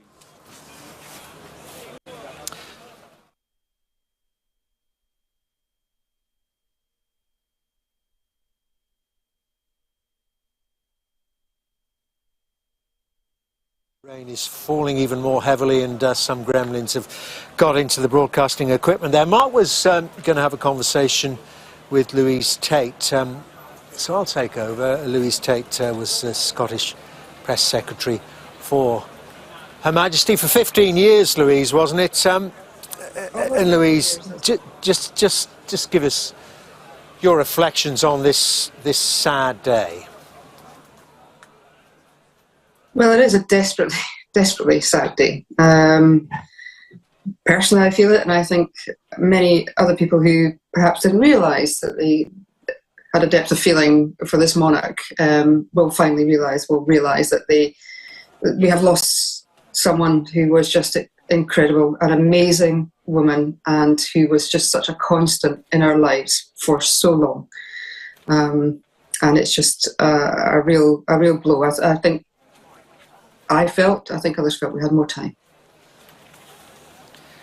I don't know, Louise, if you could hear, I've been having a discussion here outside Buckingham Palace with Dick Griffin, former Royal Protection Officer, who says, well, you know, she was such a personality as well, something that, I mean, those millions of people throughout the United Kingdom and millions more throughout the world who are privileged enough to even get a few moments where they would find out, but millions of others didn't. There's the carapace, isn't there? There's the whole panoply of the royal edifice, the surroundings, the trappings, not just the buildings, the clothing, the cars. But you got to see some of that as well, didn't you? The Queen as a human being. Could you just share a few memories with us? I'm not quite sure I can follow Dick Griffin. He's got exceptional memories and anecdotes. But yes, some of those Dick has shared with Sky viewers before about myself and Her Majesty. And what strikes me, or always struck me about her, was her kindness, her caring, her great humour, her knowledge, her insight, her wisdom, her memory, her recall. I can think of times where she was personally kind to me, but I can remember one conversation that I had with her before dinner. I was with colleagues and she joined us before dinner, and I was talking about something I had seen on the Scottish News Bulletin that evening, and it was about a paddle steamer who'd been part of the small ships, I think, at Dunkirk. So once she joined us, we carried on the conversation, and she started telling us about her memories of that day. And, well, first of all, you think, wow, that's amazing, you know, to speak to someone who remembered that day and seeing the images and living through it with everyone else. And then you realise she's the Queen.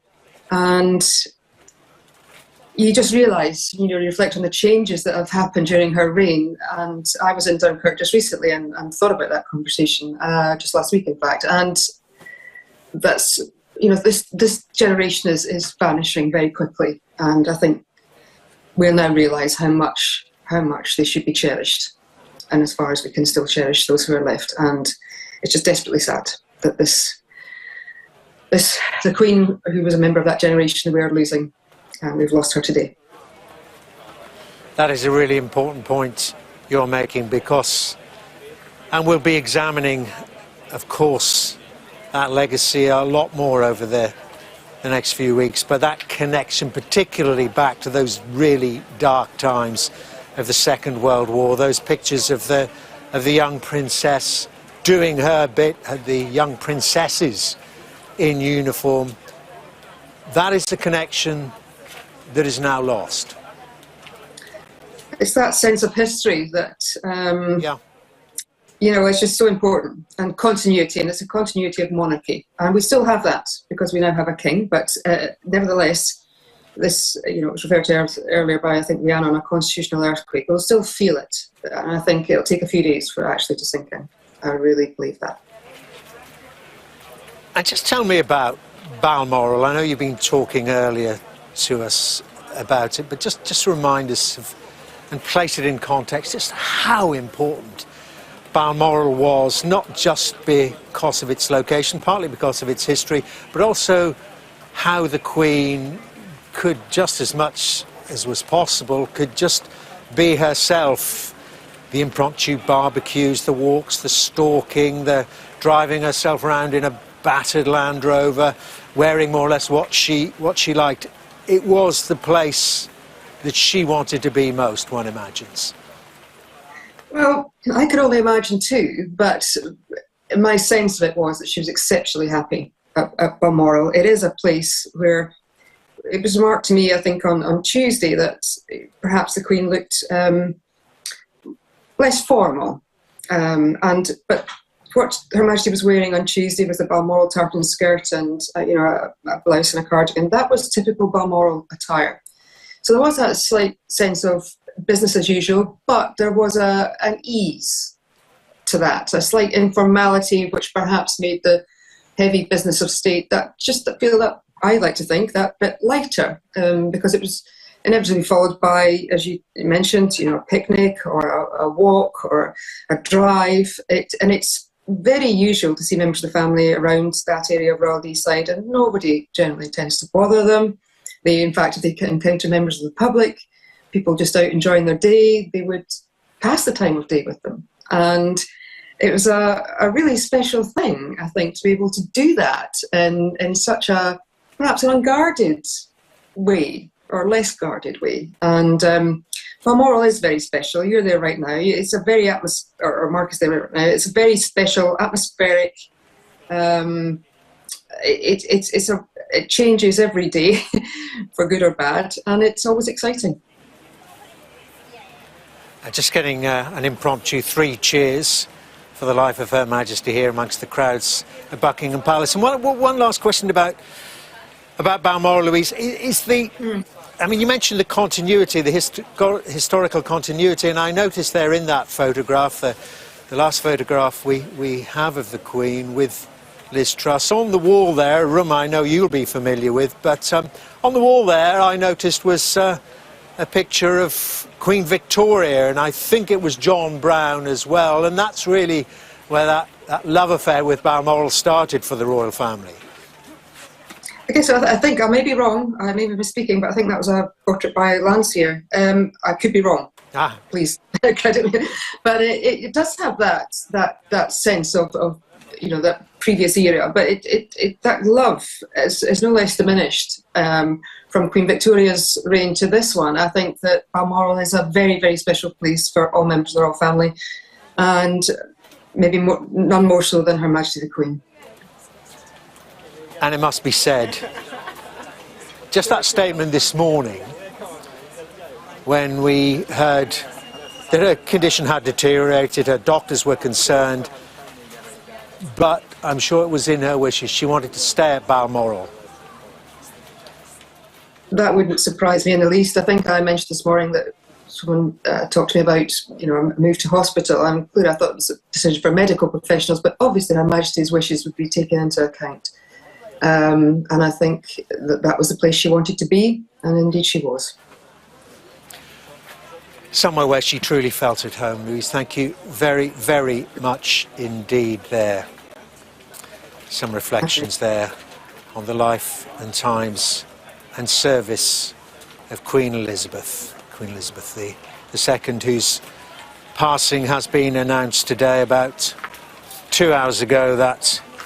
And it still was a shock. The statement was posted on the gates of Buckingham Palace and other royal palaces announcing that the Queen had passed peacefully at Balmoral. It was a very short statement. It just then went on to refer to as our constitution works, as the transition works, there is no interregnum, that the King, and that refers of course to King Charles III, the Queen Consort Camilla, will remain, as we would naturally expect, will remain in Balmoral this evening, but then his royal duties kick in. Let's just listen to this,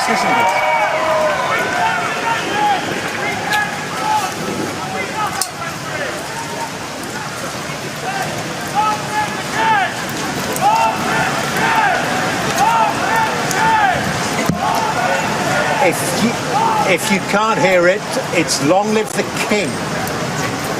Somebody in the crowd getting the chant going. Previously it's been 3 cheers for the life of Queen Elizabeth, but we're aware of it. We've seen it in Shakespearean plays and the like.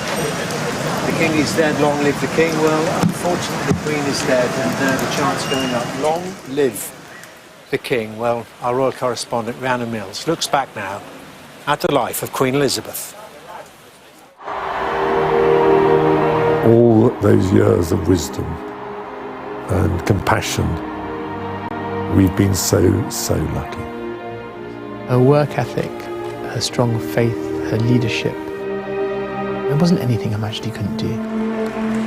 There was a courtesy and a humanity and a kindness that I'll remember forever.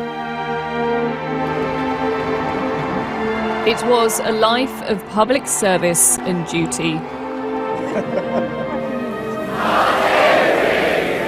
committed to her country, My Lords and members of the House of Commons, I pray that the blessing of Almighty God may rest upon your councils. and her Commonwealth. I feel enormously proud of what the Commonwealth has achieved, and all of it within my lifetime. Devoted wife and mother.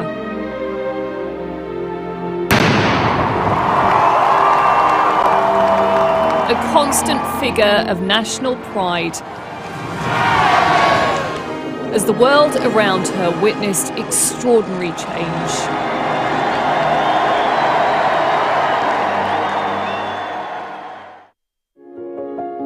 Born in 1926, Princess Elizabeth wasn't expected to be Queen. Home videos show it was a happy childhood. In those days it was such wonderfully unorganised fun, because, I mean, we played a game called Catching Happy Days, which involved rolling around the garden at great speed, catching the leaves as they fell off the trees. That kept us happy all day. Her destiny changed with the death of her grandfather and the abdication of her uncle.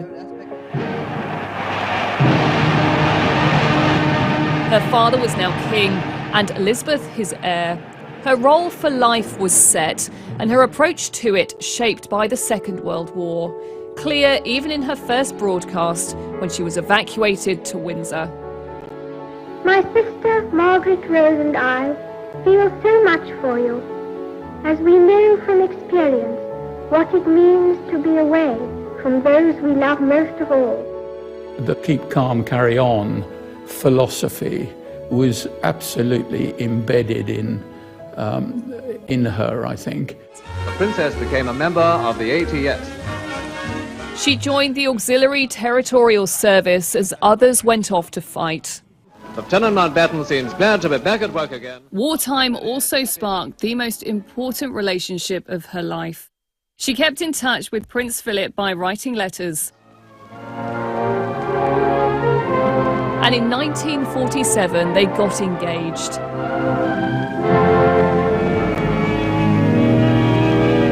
A glamorous young couple, their wedding was celebrated across the country.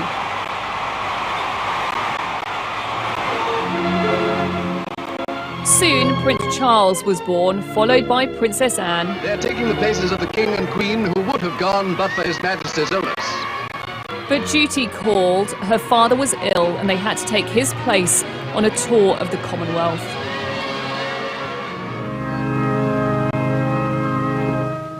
To the stunned heart of London and to the whole Commonwealth came the tragic news from Sandringham of the passing of a beloved sovereign, King George VI.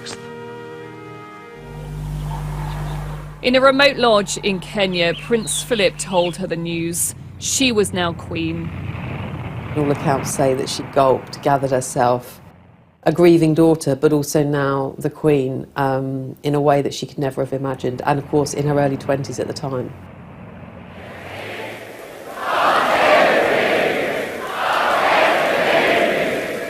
The following year came her coronation, broadcast for the first time on television. She was very conscious of the fact that she needed to be out there, to be visible, going right back to televising the coronation. Only 26, Queen Elizabeth still had to prove herself to courtiers, politicians and the country. Years later, she described how it felt. In a way, I didn't have an apprenticeship. My father died much too young. It was all a very sudden kind of taking on and making the best job you can.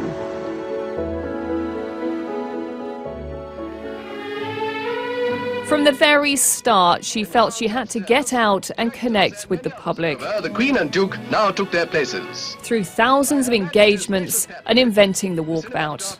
Whether you were the lollipop lady or you know, you were a president or a prime minister of a nation, people become nervous.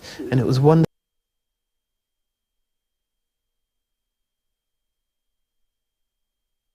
blanks were fired at Trooping the Colour, the Queen was constantly on duty, with constitutional responsibilities and weekly audiences with her prime ministers.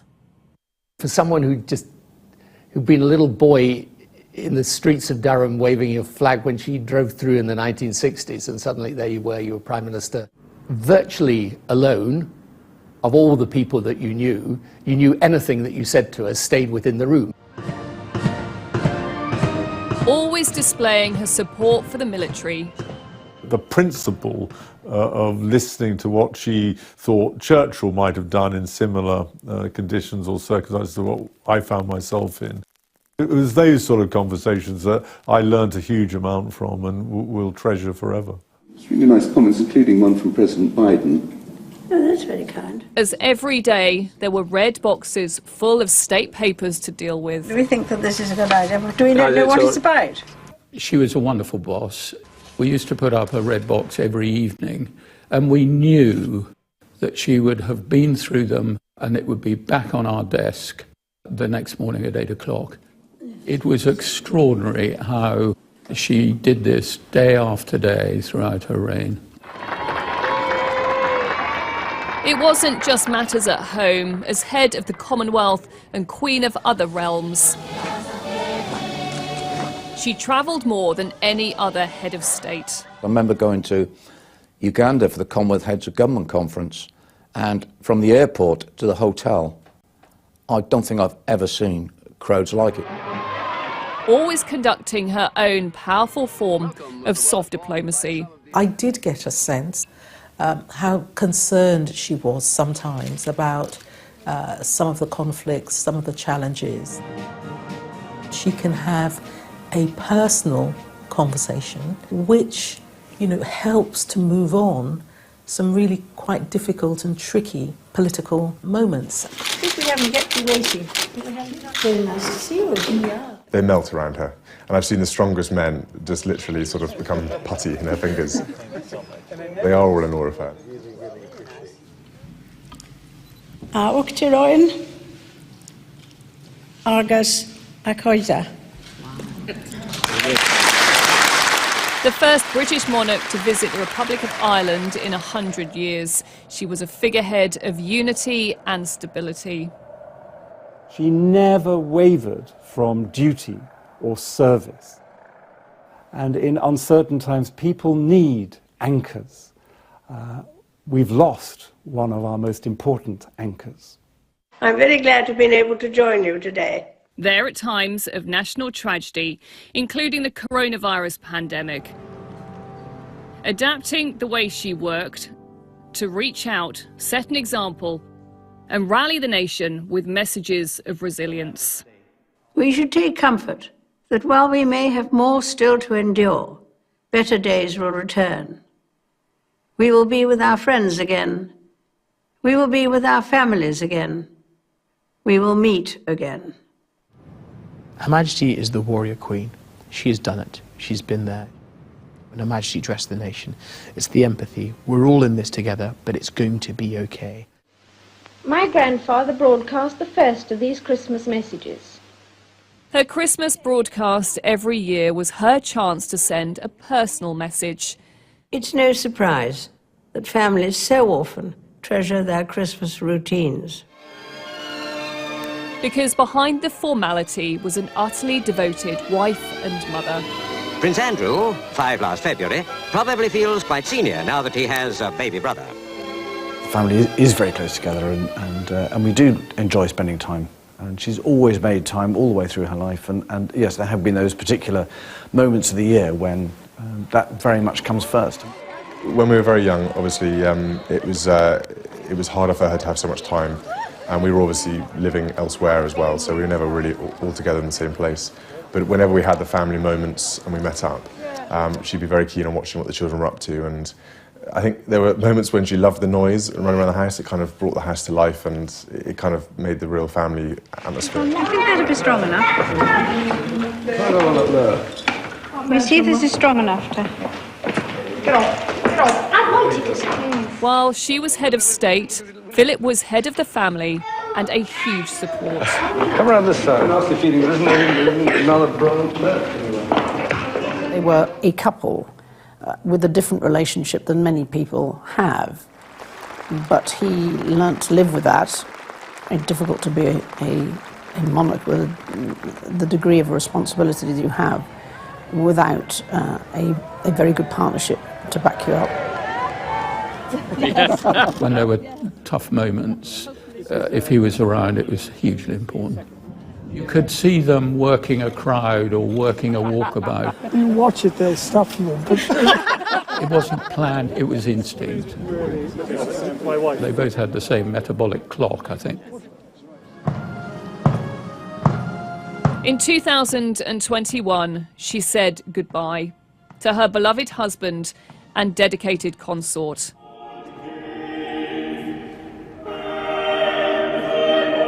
We have been inspired by his unwavering loyalty to our Queen. What you see is courage, but also a complete lack of self-pity. She feels grief, but as she said on one occasion, it's not about me.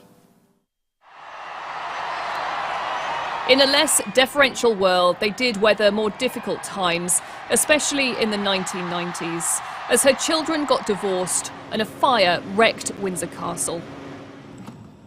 In the words of one of my more sympathetic correspondents, it has turned out to be an annus horribilis.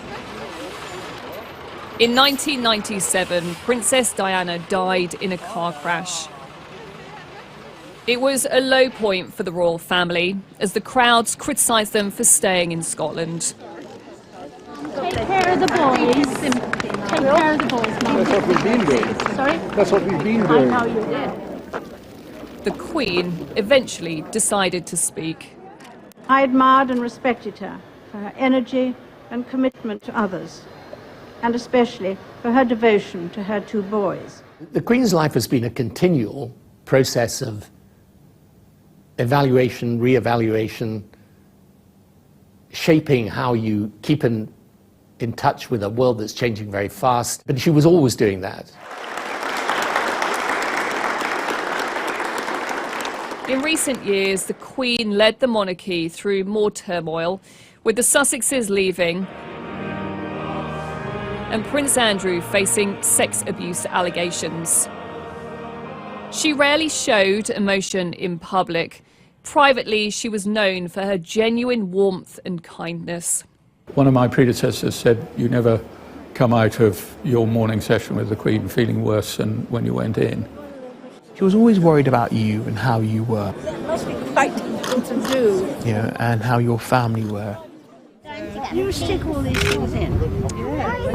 We were up shooting one day up in Balmoral, and the weather changed in the afternoon. So I took my raincoat, wrapped it round, I gave her my scarf and my gloves, and as I walked away, I cheekily took my flat shooting hat off and put it on top of her headscarf. 3 weeks later, she called me into her office, and she'd had this photograph developed and put in a beautiful frame for me, and she said, I thought you'd like to keep this as a souvenir of that very funny afternoon we had up in the hills of Scotland. Just one paw. That's it. She was never happier than when she was with her dogs and watching her horses. Oh, she does relax with racing pork. Yes, definitely. Has won for Her Majesty the Queen. When she gets to racing pork, you can see the shoulders drop. You can see her. Somebody I know, somebody I've got something in common with. And she does maybe spend a little bit longer with them. I do remember that suddenly there was a huge fight going on amongst a number of corgis. She waded in and she got bitten in the process, but she sorted it out. Just sometimes we would see a glimpse of her sense of humour. Careful what you wish for. Oh, really? Please. Boom. As she shared the screen with some of Britain's other biggest stars. James Bond at the 2012 Olympics. The two figures disappeared out of the helicopter. Harry, in complete incredulity, just shouted out, "Go Granny." and Paddington Bear for her Platinum Jubilee. I always keep one for emergencies. So do I. I keep mine in here. Oh. For later. Thank you for everything. That's very kind. As the Queen grew older, the whole country would come together to celebrate her milestone moments.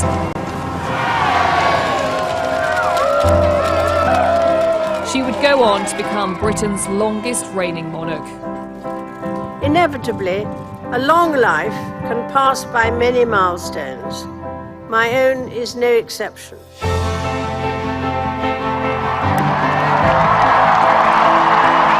And the first to mark a Platinum Jubilee. Her family increasingly expected to step in to support her.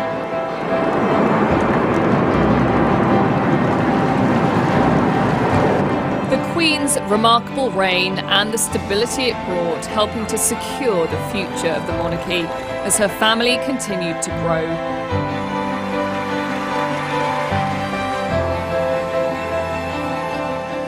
Throughout her life, honouring to the end the pledge she made at just 21.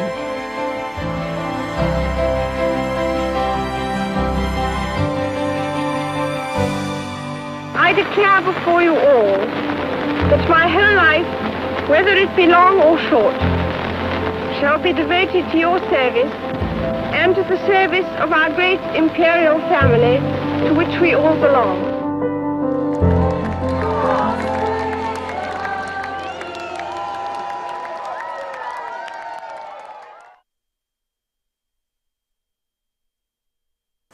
Can't help but bring a smile to your face. Some wonderful memories there of Queen Elizabeth, of Princess Elizabeth there by our royal correspondent Rhiannon Mills. And it's significant, isn't it, that so many of those scenes, so many of those memories, so many of those parts of history took place right here behind me at Buckingham Palace, all the way back, as we saw in some of the wonderful footage, some of the archive that Rhiannon showed us, all the way back 80 years and more to Princess Elizabeth and the start of that life of service and devotion. And it was just simple service to a nation at war back in the 1940s when she, amongst other things, became a mechanic as part of her war service. And talking about those moments in history, this, of course, is another one of the biggest, again, taking place outside Buckingham Palace. As I've referred to before, the crowds here simply huge, and we can't see in the dark just how far they extend. And every now and again, choruses of "Long Live the King," a reference to the way our Constitution works. We now have King Charles III. That has been confirmed. King Charles III is on the throne. And spontaneous rounds of the national anthem, and people can't quite put King in there. It's God Save Our Gracious Queen. I think they don't want to let go yet. I think it hasn't sunk in yet. I don't think it can sink in for any of us yet, given how long Her Majesty reigned on that throne in this her Platinum Jubilee year, 70 years. And looking back at some of those archive pictures, as we call them, some of those just so notable moments, and there are so many more, it is astonishing to look back at the 60s, the 70s and the 80s, when Queen Elizabeth was at an age even then when she could quite legitimately have retired if she'd been in any other profession or occupation. But of course, she wasn't in a profession or an occupation. It's one of the most extraordinary situations any human being can find themselves in. A hereditary monarchy, as Rhiannon pointed out. It was by a quirk of fate, a quirk of history, that she actually came to the throne. She was never expecting it because her father wasn't expecting it. But and nor she expecting to come to the throne so young, back in 1952. But come to the throne she did, and dedicated herself then relentlessly to 70 years of non-stop service, day in, day out, minute in, minute out, right up to this week when I was standing in a similarly rainy London outside Downing Street, witnessing Her Majesty the Queen see the departure of one Prime Minister, her 14th Prime Minister, Boris Johnson, and asking her 15th, Liz Truss, to form a government, a process that she'd carried out so many times. But we are told, we heard just as recently as Tuesday how Her Majesty didn't just insist on carrying out those formalities. She couldn't travel to London. Of course, that had always been done in Buckingham Palace. She couldn't travel to London. She insisted that it happen at Balmoral. She had to do it at Balmoral because of the difficulties that she was having with her mobility. But carry out that duty she would, which has ensured those smooth transitions throughout so many years of political turmoil. Well, now we are witnessing what happens then when it comes to the head of state level, and there is no turmoil. This is a well-oiled machine. King Charles III has taken over, and we now mourn and celebrate the life of Queen Elizabeth II, the second Elizabethan age. Well, it's not just here in the United Kingdom where we are absorbing this momentous news. Of course, one of our closest allies, the special relationship, you know what I'm talking about, a nation, of course, which would have many reasons for not perhaps celebrating and appreciating our royal family. It is, of course, the United States. I'm joined now by our US correspondent, Mark Stone. And Mark, just tell us about the tributes there, in particular, first of all, from President Biden. Well, goodness me, Dermot, they do appreciate her reign. They do recognise what an extraordinary woman she was here in the United States. It was the Queen herself who said to President H.W. Bush a few decades ago, "No wonder I cannot feel a stranger here," she said. "The British have never felt America to be a foreign land. Here we feel comfortable and among friends." And you mentioned the special relationship. Well, that special relationship was brought up by President Biden in his statement, which was released just a short time ago. I'll read a bit of it to you. He says, "Her Majesty Queen Elizabeth II was more than a monarch. She defined an era. Queen Elizabeth II was a stateswoman of unmatched dignity and constancy, who deepened the bedrock alliance between the United Kingdom and the United States. She helped make our special relationship."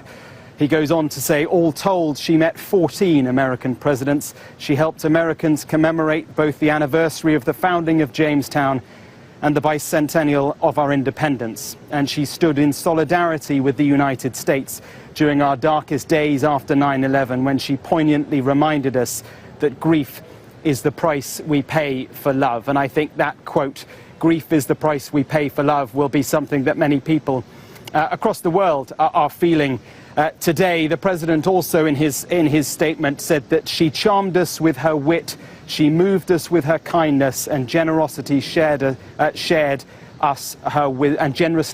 us her wisdom. That was a personal reflection at the end there by President Biden, who of course met the Queen very, very recently and will deliver a televised statement a little later on tonight. He's also expected to visit the British Embassy here in Washington, D.C. At some point later, where he will sign a book of condolence and I'm sure lay flowers at what I'm told is a growing area of flowers where people are paying their respects here in the US Capitol. And Mark, just quickly, just that point I alluded to, of course, there was the American War of Independence. It used to be one of the colonies. Why is the United States now 200 and more odd years on? Why is the United States so besotted with the royal family? the Queen of England, as they call her. They always reference that. And you know, just now as I came into the White House, the Secret Service security guards said to us, "Oh, we've just heard the news. Our condolences to you at my son's school." American parents were reflecting on the news as well. It's something that has touched the entire nation. You know, I don't have a simple answer for the closeness with which Americans hold the British royal family, but so they do in every state of this land. And as the President pointed out, she met 13 of the last 14 presidents. The only US president she didn't meet, Lyndon Johnson. But all the others, going back to Truman, to Eisenhower, to Kennedy, she knew them all, she met them all. And the families of those presidents are reflecting on the loss, and those presidents who are still alive have all released very personal and very touching statements. Mark Stone in Washington, where we see the Stars and Stripes, as I say, had far fewer stars on it when it left the Commonwealth of Great Britain at half-mast. Fulsome tribute there by President Biden, by Joe Biden, to the passing of Her Majesty the Queen. Let me just take you through some more of the tributes we've had this evening. Of course, first and foremost from the Prime Minister, the new Prime Minister, who only 2 days ago was installed as the Queen's 15th Prime Minister. Liz Truss, a sombre Liz Truss, as we all are, appeared outside Downing Street to voice for the nation just how devastated we all are individually and collectively. Liz Truss referred to the personal inspiration that she had gained from Her Majesty the Queen, and reflecting on the task that she has politically ahead of her, and Liz Truss particularly highlighting, as we all are, her devotion to duty. And just taking in some of the cheers outside Buckingham Palace here, but just to single out one of the phrases that the Prime Minister used.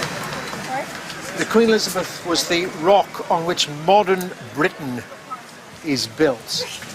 And given the enormity of the change that the United Kingdom has witnessed over those 70 years, that couldn't be more apt.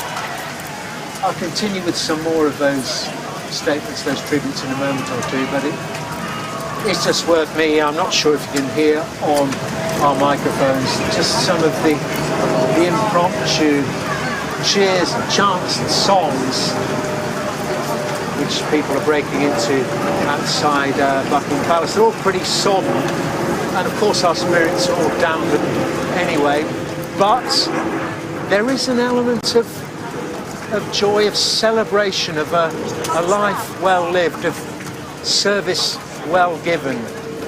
And every now and again it just takes one person or a group of people respectfully to break out into, well, every now and again, a chorus of God Save the Queen. Of course, that national anthem will have to change, that crucial word.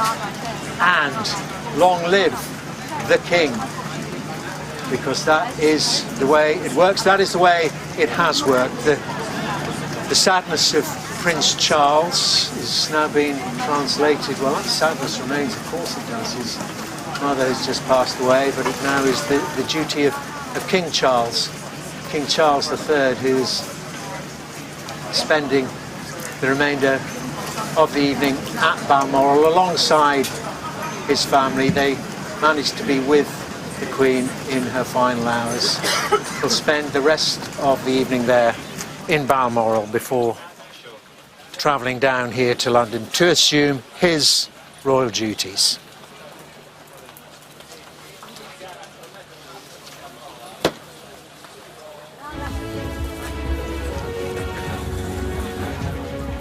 Good evening, you're watching Sky News on a momentous day for the nation.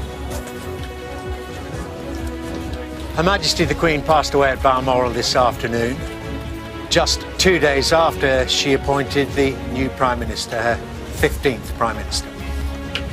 Queen Elizabeth II was the rock on which modern Britain was built. Our country has grown and flourished under her reign. Britain is the great country it is today because of her. A sombre evening for the country and indeed the world as the monarch's death is marked at the royal palaces. The royal family together to support the Queen in her final hours, flying to Scotland to be with her. And a nation in shock and mourning, unbelieving of the news of the death of the woman who has reigned over all of our lives.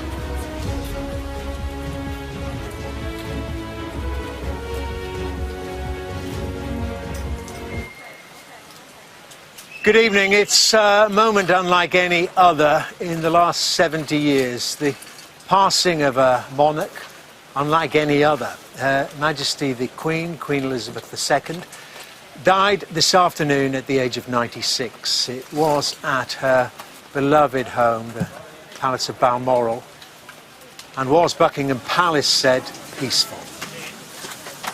Her son is now King Charles III, and he said tonight that his mother's death would be felt throughout the Commonwealth. Well, we'll hear the tributes to Her Majesty tonight, so many of those, and look back at her long and simply quite incredible life. Well, with our first report tonight, Jason Farrell reports on the day the Queen died, and that marked the end of an era.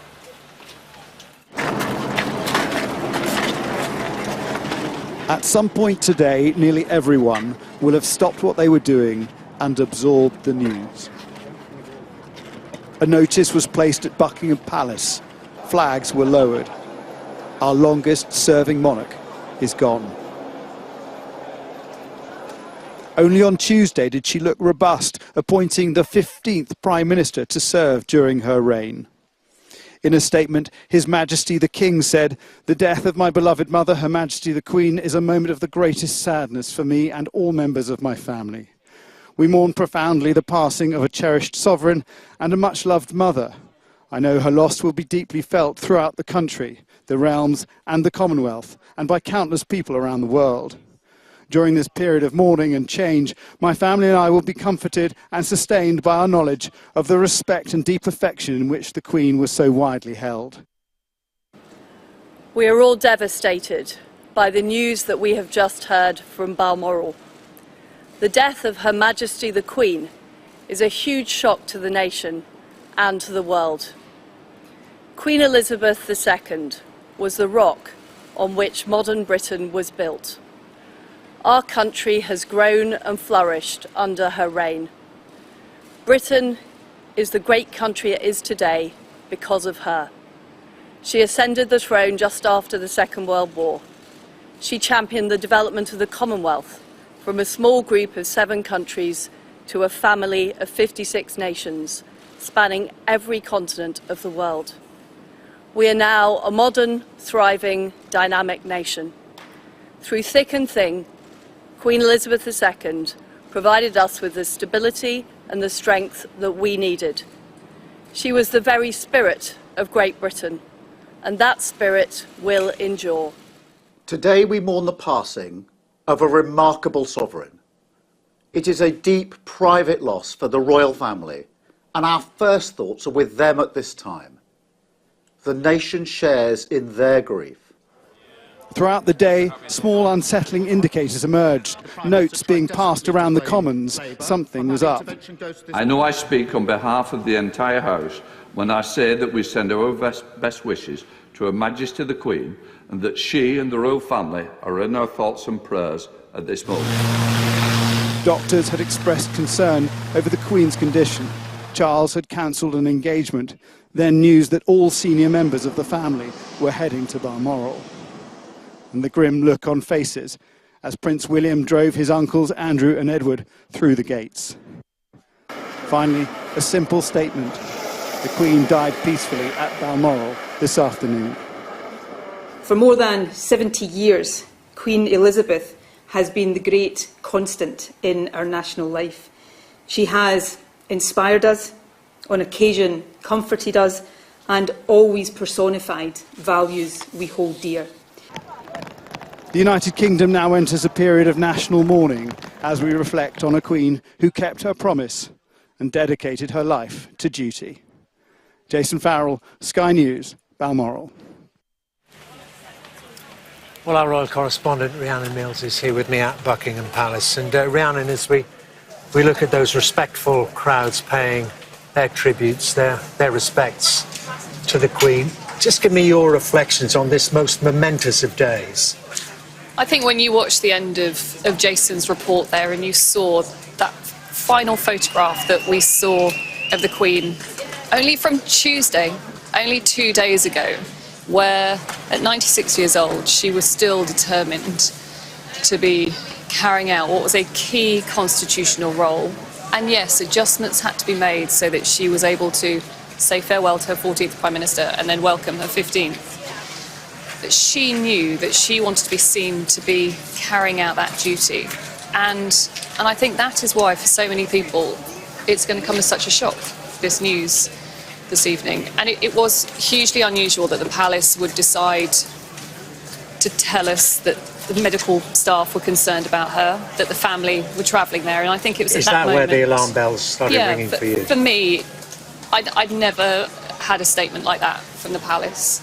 They're so private about medical matters, and at that moment I thought we have turned a corner here. And of course over the last 12 months we've spoken about it, haven't we, the mobility problems that the Queen's had, and I think for so long people have been so used to her just being able to get on with the job. And in that speech she made when she was 21, she said no matter how long or short her life was going to be, it was going to be committed to serving her country and the Commonwealth. But also now we move into a new phase, don't we? We now have a new king, and also we're going to see him having to take on her constitutional duties, but also along with his other siblings mourn her death up in Balmoral. A lot we have to absorb. Rhiannon, thank you very much indeed, our royal correspondent Rhiannon Mills. Well, I'm joined now by the former Prime Minister, Sir John Major, who was, of course, if I'm correct, Her Majesty the Queen's 9th Prime Minister. Sir John, your reflections on this day? Well, I think it's a very sad day.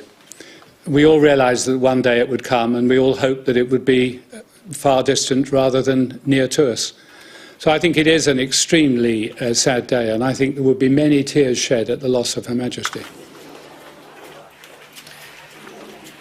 Well, Sir John, we know you can't share with us what passed between you in terms of the conversations, the regular conversations you held with Her Majesty in those meetings as Prime Minister, but we've been told it was her depth of knowledge and her empathy and her understanding that partly marked her out. Well, it certainly did, but not only that. There was a great deal of wisdom and knowledge as well. There were several things that were very striking when you first entered into those meetings with Her Majesty. Firstly, they were very informal. The only two people in the room were Her Majesty the Queen and yourself, and a supporting galaxy of corgis who usually happened to be there, but absolutely no one else. And it was remarkably informal. One sat there and we talked, and there was nothing off the agenda.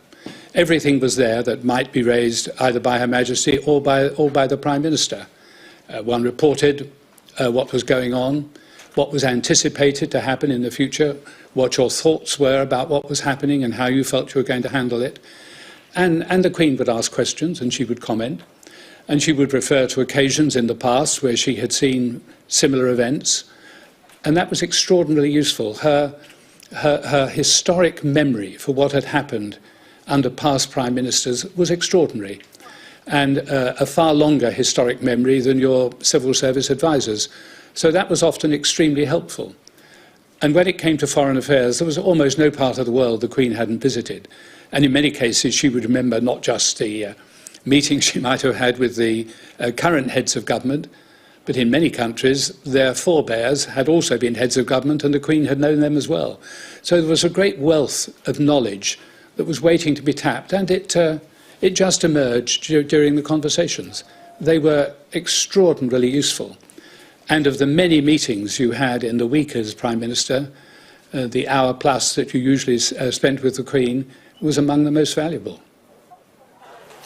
And Sir John, was that quite daunting? One can imagine the initial phases, perhaps, of your premiership. With that depth of knowledge, even just in our own country, when she could quote meetings with titans like Churchill to Macmillan, and the presidential side, the Eisenhowers, the Kennedys.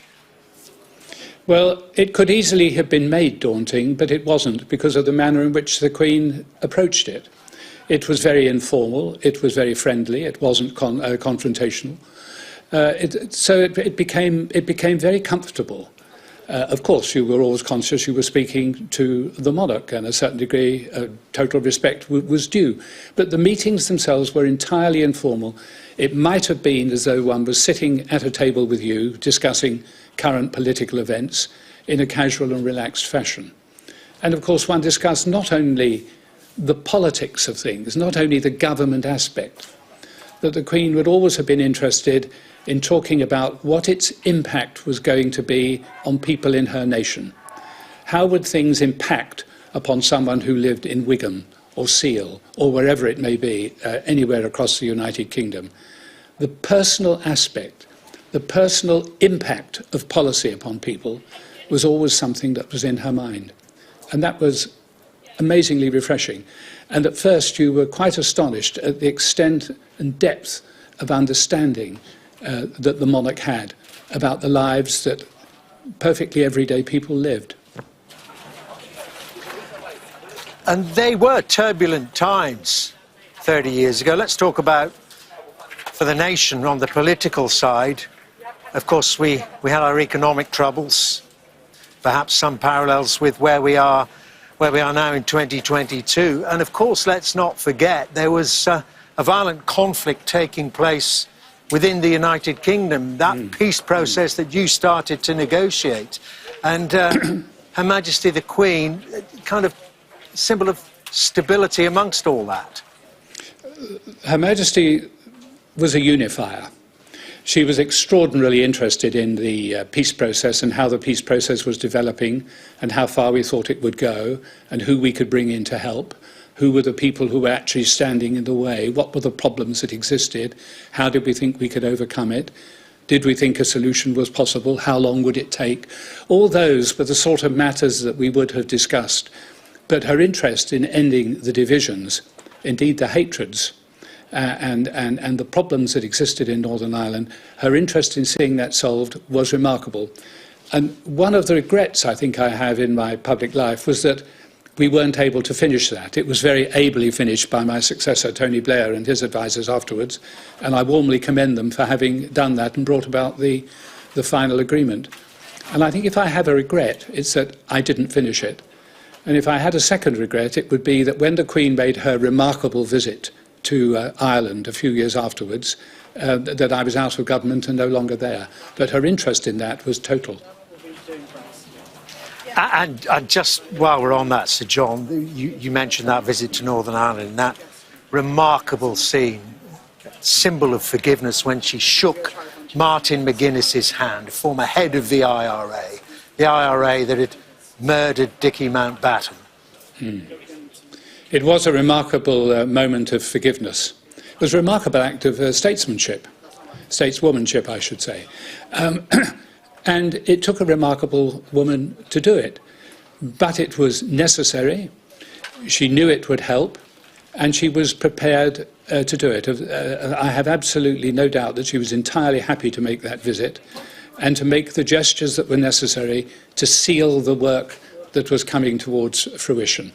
And it was very valuable. She was, as I said, a unifier. That was her natural instinct. Her natural instinct was not to create division, but to bring people together. And whether that was bringing people together within Northern Ireland or bringing the component parts of the United Kingdom together when they had disputes, her principle was the same. unity is far better than division. And so, John, then those difficult years for the royal family, for the monarchy itself, from the annus horribilis we heard her referring to in her Christmas address, the destruction of Windsor Castle, the separation and divorce of Charles and Diana, and then ultimately the sad passing of the Princess of Wales. Such difficult times. They were very difficult times in the 90s. I mean, the annus horribilis and the fire at Windsor in 1992, I remember very plainly indeed. And the Queen in times of difficulties is stoic. She doesn't panic. She doesn't go into her shell. She puts her head down. She realises there are difficult things you have to live through. You put your head down, you plough ahead, and eventually you will come out the other side. It's a great gift, that stoicism, and it is a gift that she learned. And she understands that you will come out of it. Horrible things have happened to people before, and they do survive them. They do come out the other side. And that was something she fully understood. Whatever happened, the daffodils will come up next spring, and so let us get on with life.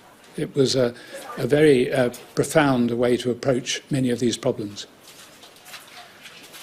What a great way to end our conversation. What a memory to take with us. So, John, thank you so much for sharing that with us. So, John Major, it's a great pleasure. the Thank former you. Prime Minister, on some of his memories of Her Majesty the Queen. Well, let's talk now about the current Prime Minister, our political correspondent. It's not him. Joe Pike is in Downing Street. But, Joe, we heard earlier from Liz Truss. We did, Dermot. We also now know that she was informed of the Queen's death by the Cabinet Secretary, Simon Case, at around 4:30 this afternoon, so 2 hours before the official announcement from the Palace, and about 2.5 hours before she gave the speech here outside the door of Downing Street. We understand she wrote that speech herself. We also know that after speaking to the cameras, she had a conversation with the King. We also know that a meeting is taking place, an operational meeting right now. It started about 20 minutes ago at 9 p.m. It is a meeting to discuss what happens next, led by the Prime Minister. We understand the Defence Secretary, Home Secretary will also be attending that, operational police leads, as well as some representatives from the royal household. But speaking to sources within Downing Street, they're very keen to defer to the Palace at this stage for announcements on this period of mourning, 10 days of mourning we are expecting. That speech for Liz Truss was an almighty test very early on, 2 days into her premiership, 2 days after she was appointed by Her Majesty the Queen at Balmoral.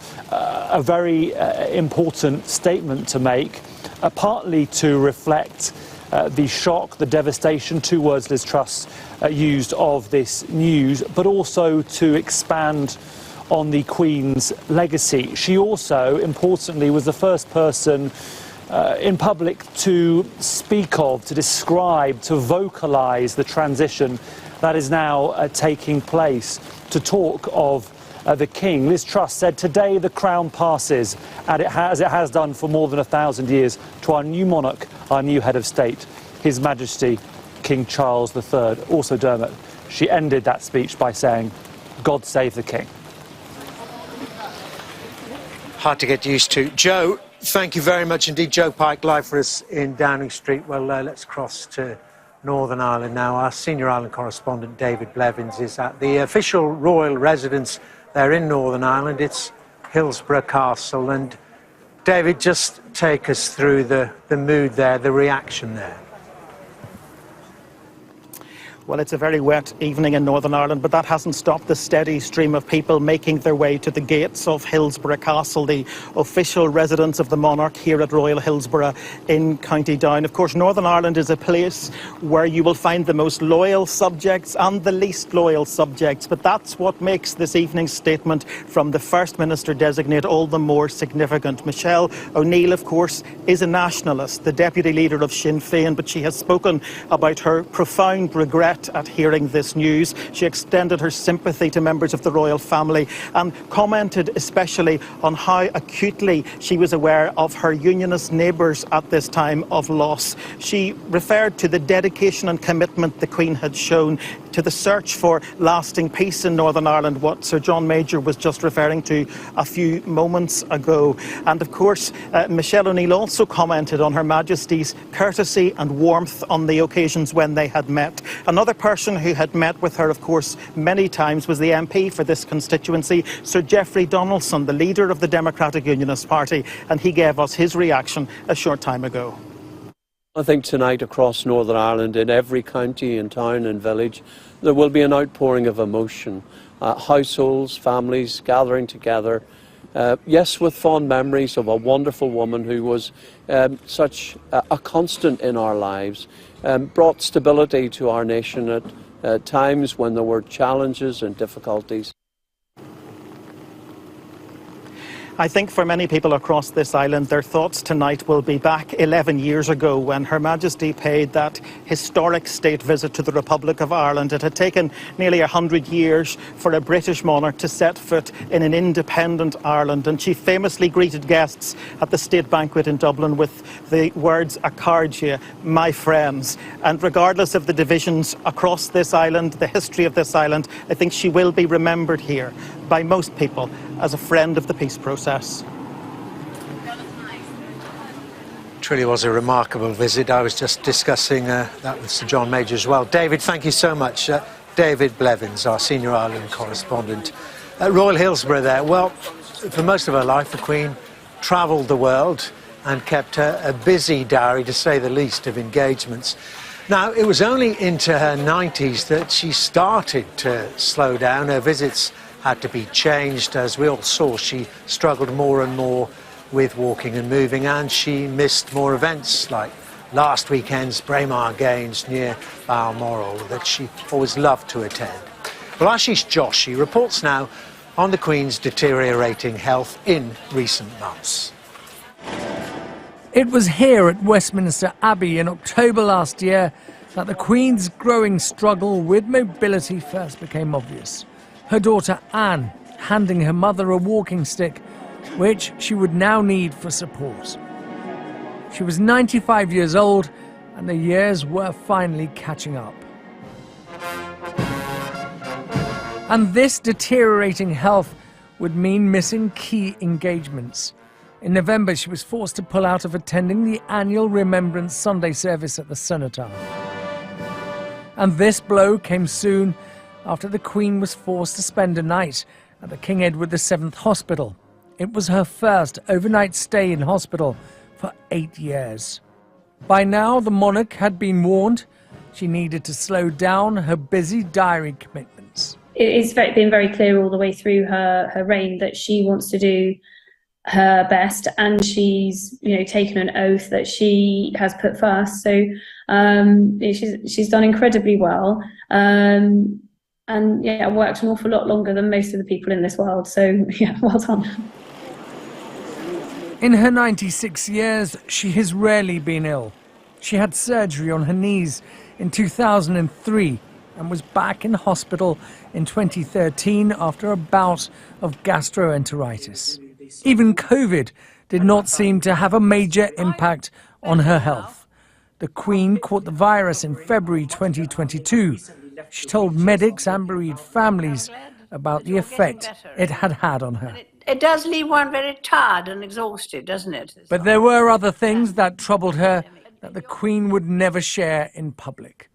Allegations surrounding her son Andrew and a deepening family rift involving Harry and Meghan, which would undoubtedly have caused her much stress.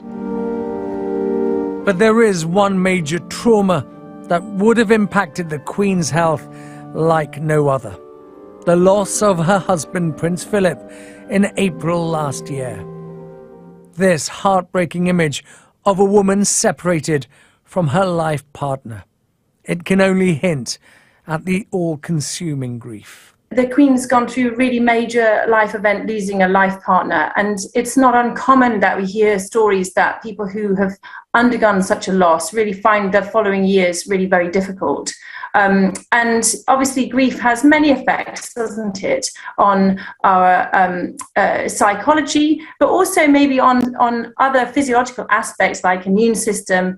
It might also change behaviour, which then leads to changes in muscle strength and ability to, again, cope with those activities of daily living. So I guess there is going to be an effect of losing a life partner.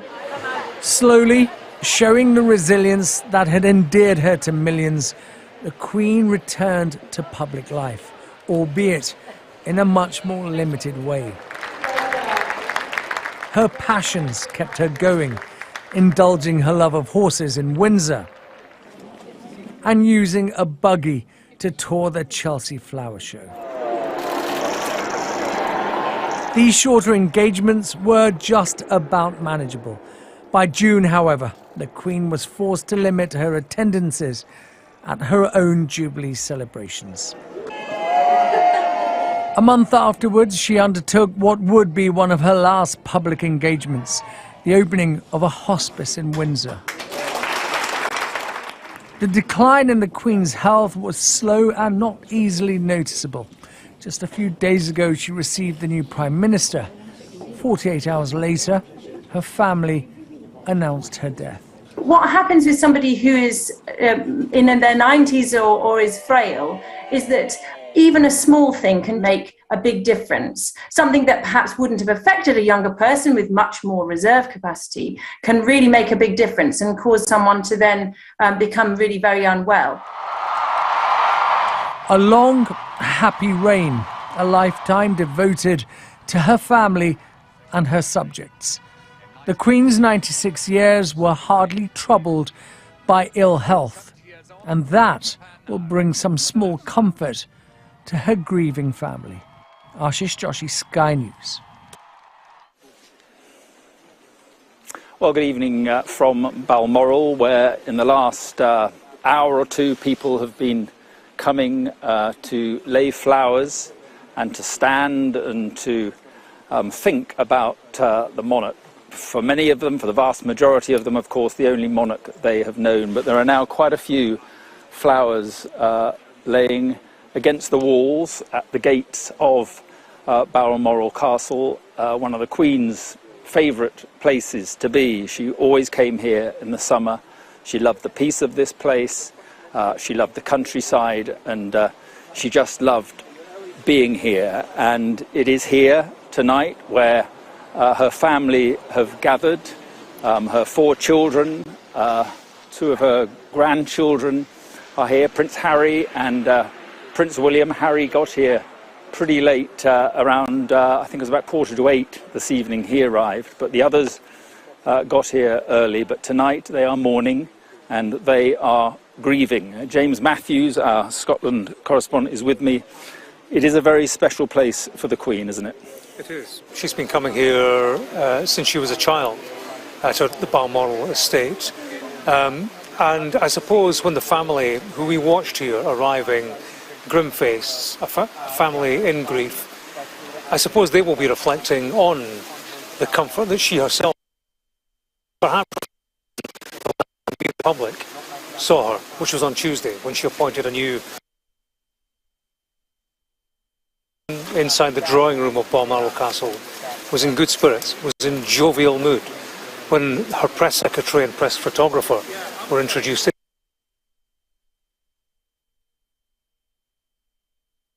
were detaining, of course, Liz Truss above Aberdeen Airport. So she was in good form, in a place where she felt comfortable, a place where she liked, where she had known family gatherings, family holidays throughout her time. It was a secluded place where she, a mother, a grandmother, away from the pressure of public duty.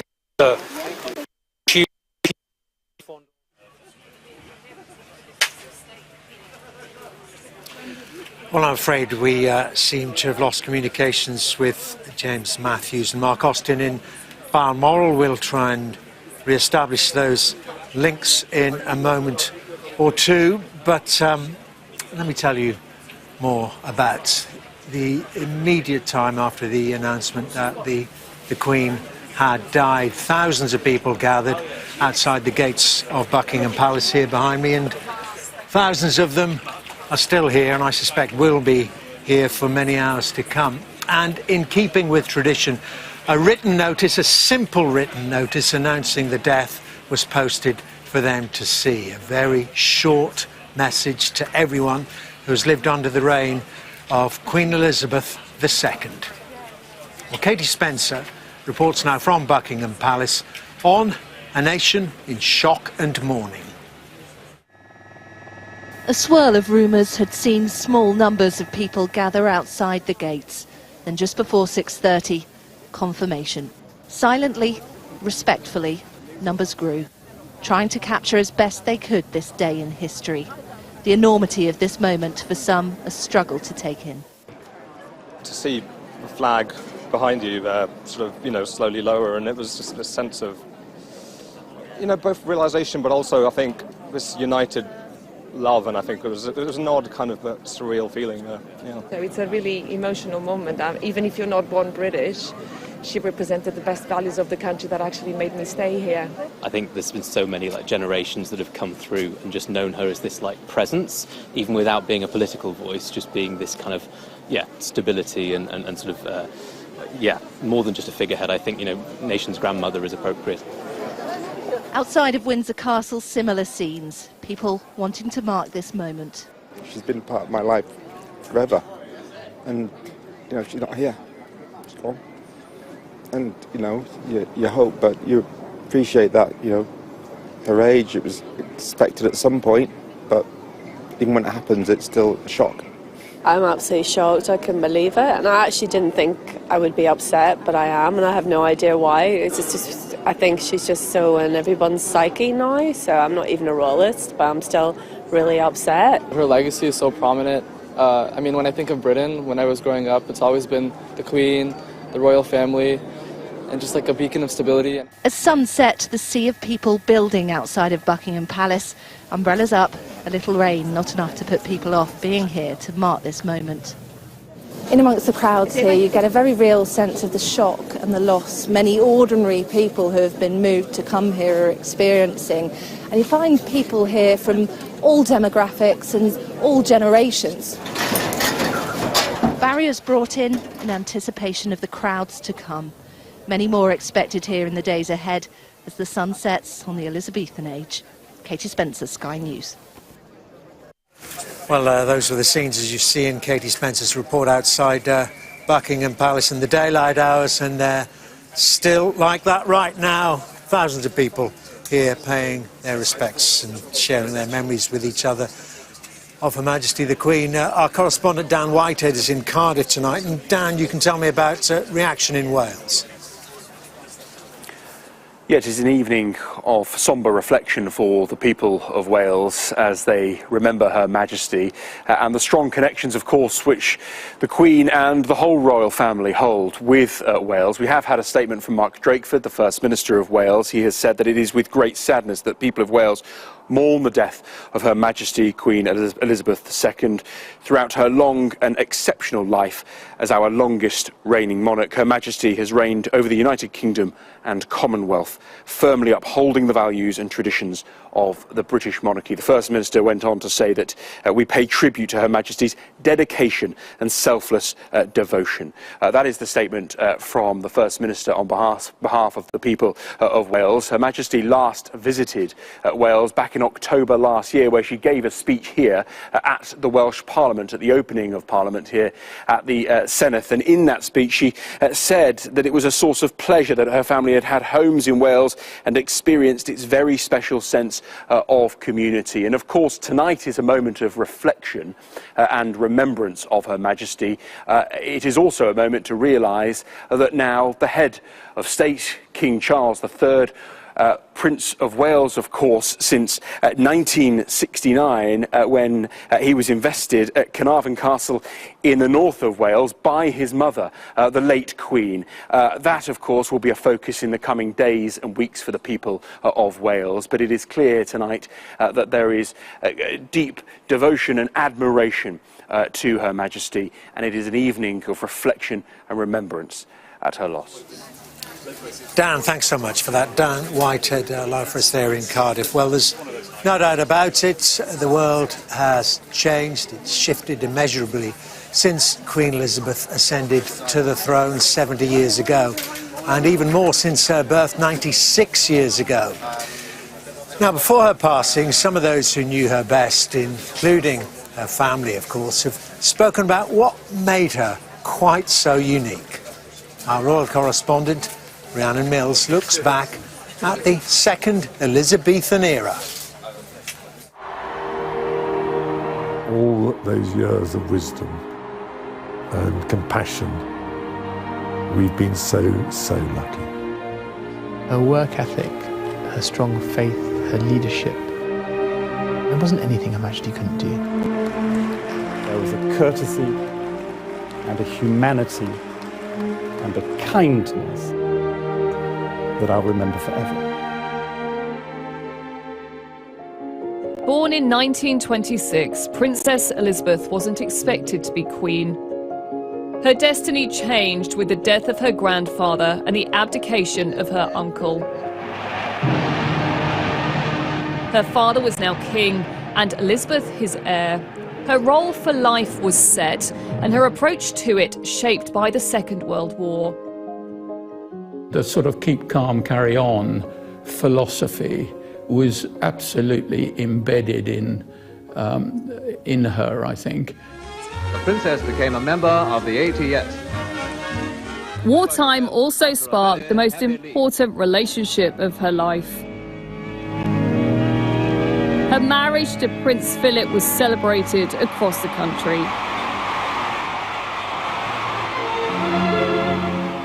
Soon, Prince Charles was born, followed by Princess Anne. They're taking the places of the king and queen who would have gone but for His Majesty's illness.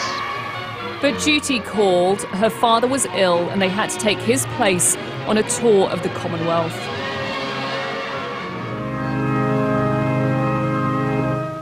To the stunned heart of London and to the whole Commonwealth came the tragic news from Sandringham of the passing of a beloved sovereign, King George VI. In a remote lodge in Kenya, Prince Philip told her the news. She was now queen.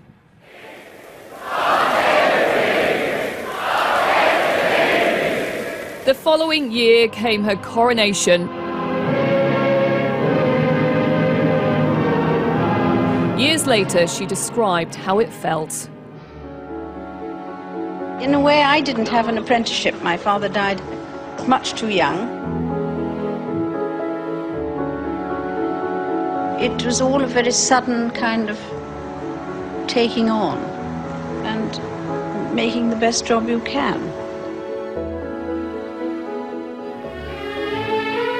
From the very start, she felt she had to get out and connect with the public. The Queen and Duke now took their places. Through thousands of engagements and inventing the walkabout. Whether you were the lollipop lady or you know, you were a president or a prime minister of a nation, people become nervous. And it was wonderful to see how Her Majesty would put them at ease. With constitutional responsibilities and weekly audiences with her prime ministers. Virtually alone, of all the people that you knew anything that you said to us stayed within the room. Do we think that this is a good idea? Do we know what it's about? She was a wonderful boss. We used to put up a red box every evening, and we knew that she would have been through them and it would be back on our desk the next morning at 8 o'clock. The principle of listening to what she thought Churchill might have done in similar conditions or circumstances to what I found myself in. It was those sort of conversations that I learned a huge amount from and will treasure forever. As head of the Commonwealth and queen of other realms, she travelled more than any other head of state, always conducting her own powerful form of soft diplomacy. She can have a personal conversation which, you know, helps to move on some really quite difficult and tricky political moments. Uachtaráin agus a coide. The first British monarch to visit the Republic of Ireland in 100 years. She was a figurehead of unity and stability. She never wavered from duty or service. And in uncertain times, people need anchors. We've lost one of our most important anchors. I'm very glad to have been able to join you today. Often she adapted the way that she worked, such as during the coronavirus pandemic, to reach out, set an example, and rally the nation with messages of resilience. We will be with our friends again. We will be with our families again. We will meet again. Her Majesty is the warrior queen. She has done it. She's been there. When Her Majesty addressed the nation, it's the empathy. We're all in this together, but it's going to be okay. Behind the formality was an utterly devoted wife and mother. The family is very close together, and we do enjoy spending time. And she's always made time all the way through her life. And yes, there have been those particular moments of the year when that very much comes first. Whenever we had the family moments and we met up, she'd be very keen on watching what the children were up to. And I think there were moments when she loved the noise and running around the house. It kind of brought the house to life, and it kind of made the real family atmosphere. We see if this is strong enough to... Get off, get off. I wanted this. While she was head of state, Philip was head of the family and a huge support. Come around this side. They were a couple with a different relationship than many people have. But he learnt to live with that. It's difficult to be a monarch with the degree of responsibility that you have without a very good partnership to back you up. In 2021, she said goodbye to her beloved husband and dedicated consort. What you see is courage, but also a complete lack of self-pity. She feels grief, but as she said on one occasion, it's not about me. In a less deferential world, they did weather more difficult times, especially in the 1990s, as her children got divorced and a fire wrecked Windsor Castle. It has turned out to be an annus horribilis. In 1997, Princess Diana died in a car crash. It was a low point for the royal family, as the crowds criticised them for staying in Scotland. The Queen's life has been a continual process of shaping how you keep in touch with a world that's changing very fast, but she was always doing that. In recent years, the Queen led the monarchy through more turmoil. She rarely showed emotion in public. Privately, she was known for her genuine warmth and kindness. You stick all these things in. We were up shooting one day up in Balmoral, and the weather changed in the afternoon. So I took my raincoat, wrapped it round, I gave him my scarf and my gloves, and as I walked away, I cheekily took my flat shooting hat off and put it on top of her headscarf. 3 weeks later, she called me into her office, and she'd had this photograph developed and put in a beautiful frame for me, and she said, "I thought you'd like to keep this as a souvenir." That's it.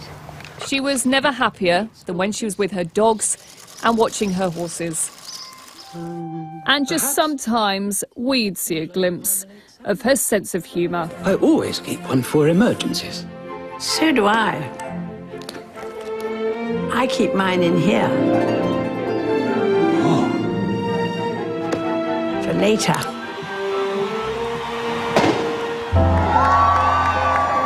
As the Queen grew older, the whole country would come together to celebrate her milestone moments.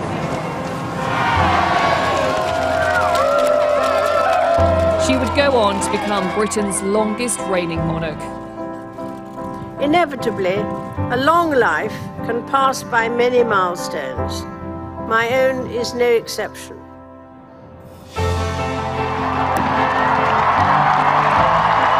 And the first to mark a platinum jubilee.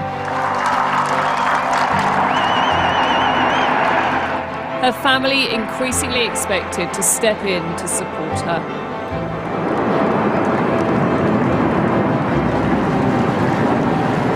The Queen's remarkable reign and the stability it brought helping to secure the future of the monarchy as her family continued to grow.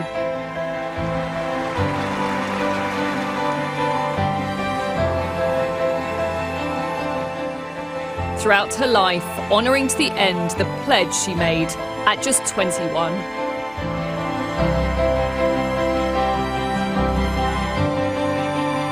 I declare before you all that my whole life, whether it be long or short, shall be devoted to your service and to the service of our great imperial family to which we all belong.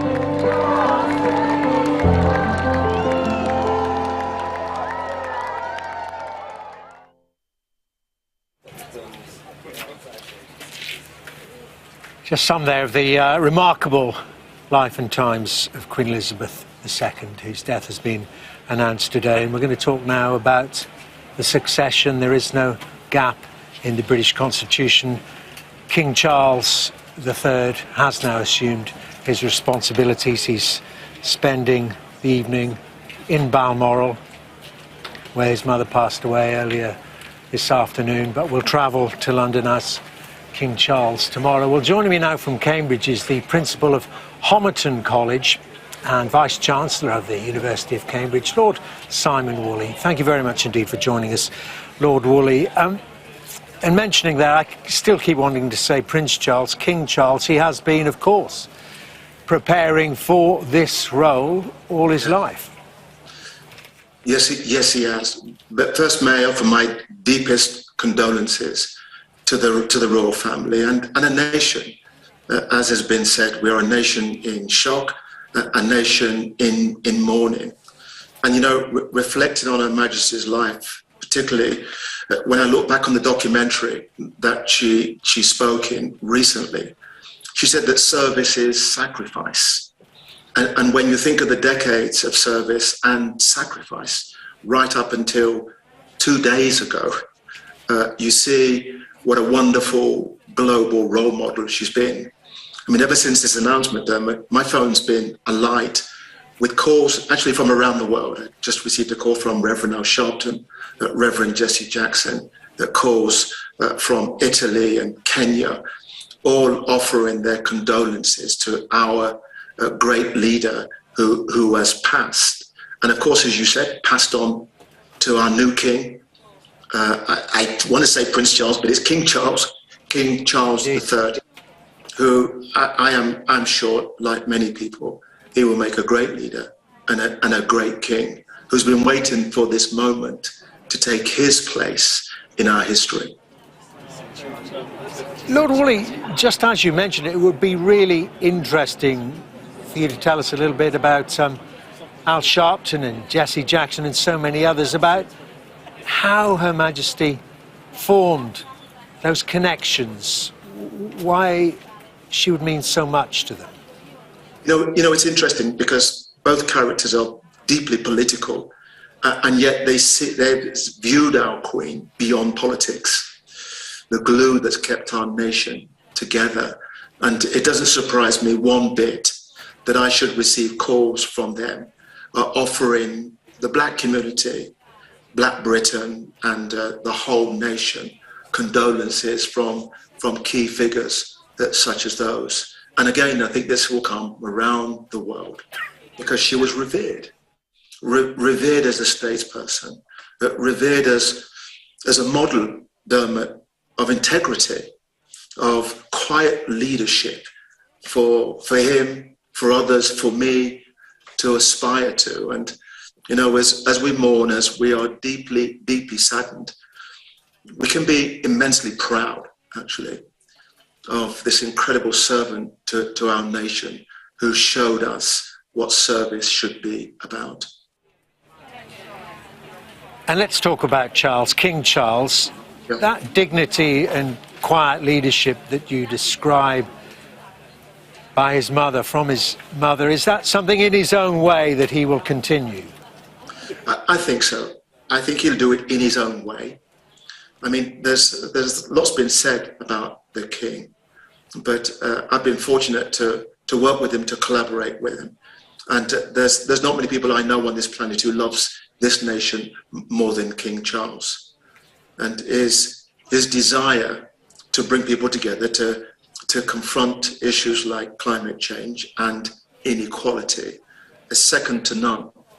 And I'm pretty sure that the nation, after mourning, will gather around the new king and saying that we're with you, that we support you in your new era, being the sensitive man and the lover of our nation that he is.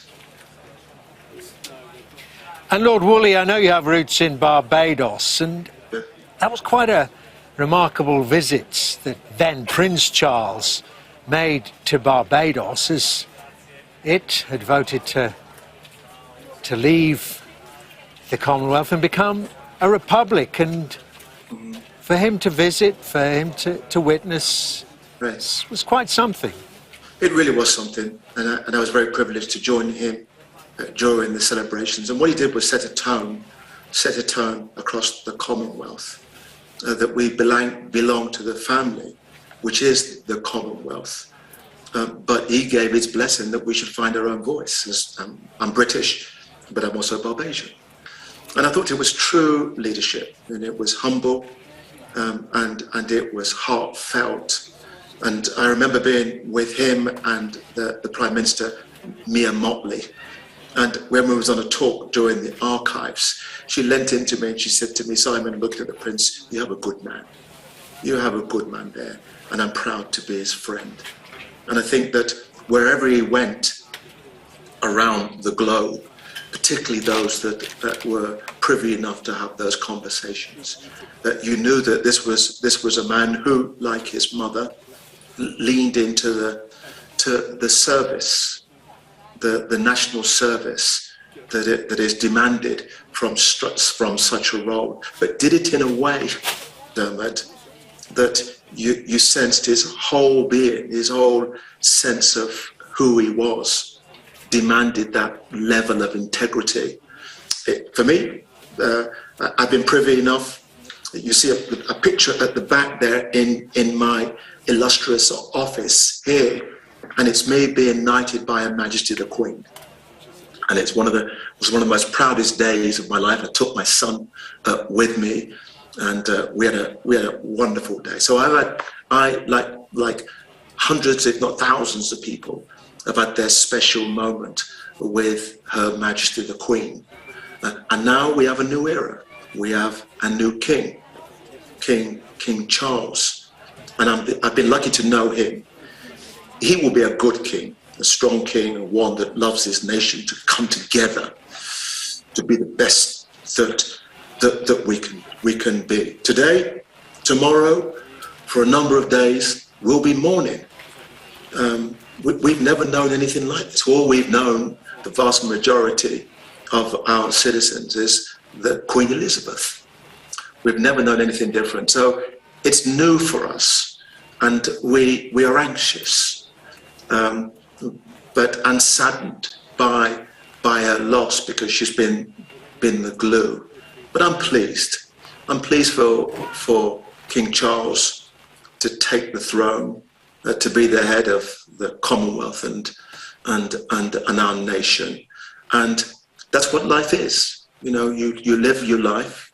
Her Majesty's had a full and wonderful life, and given pleasure, given leadership to millions of people. And I hope that King Charles will follow gloriously in her footsteps.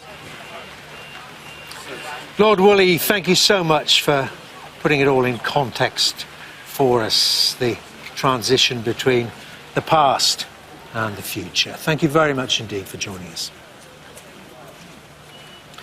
Well, around the world, tributes are being paid to Her Majesty the Queen.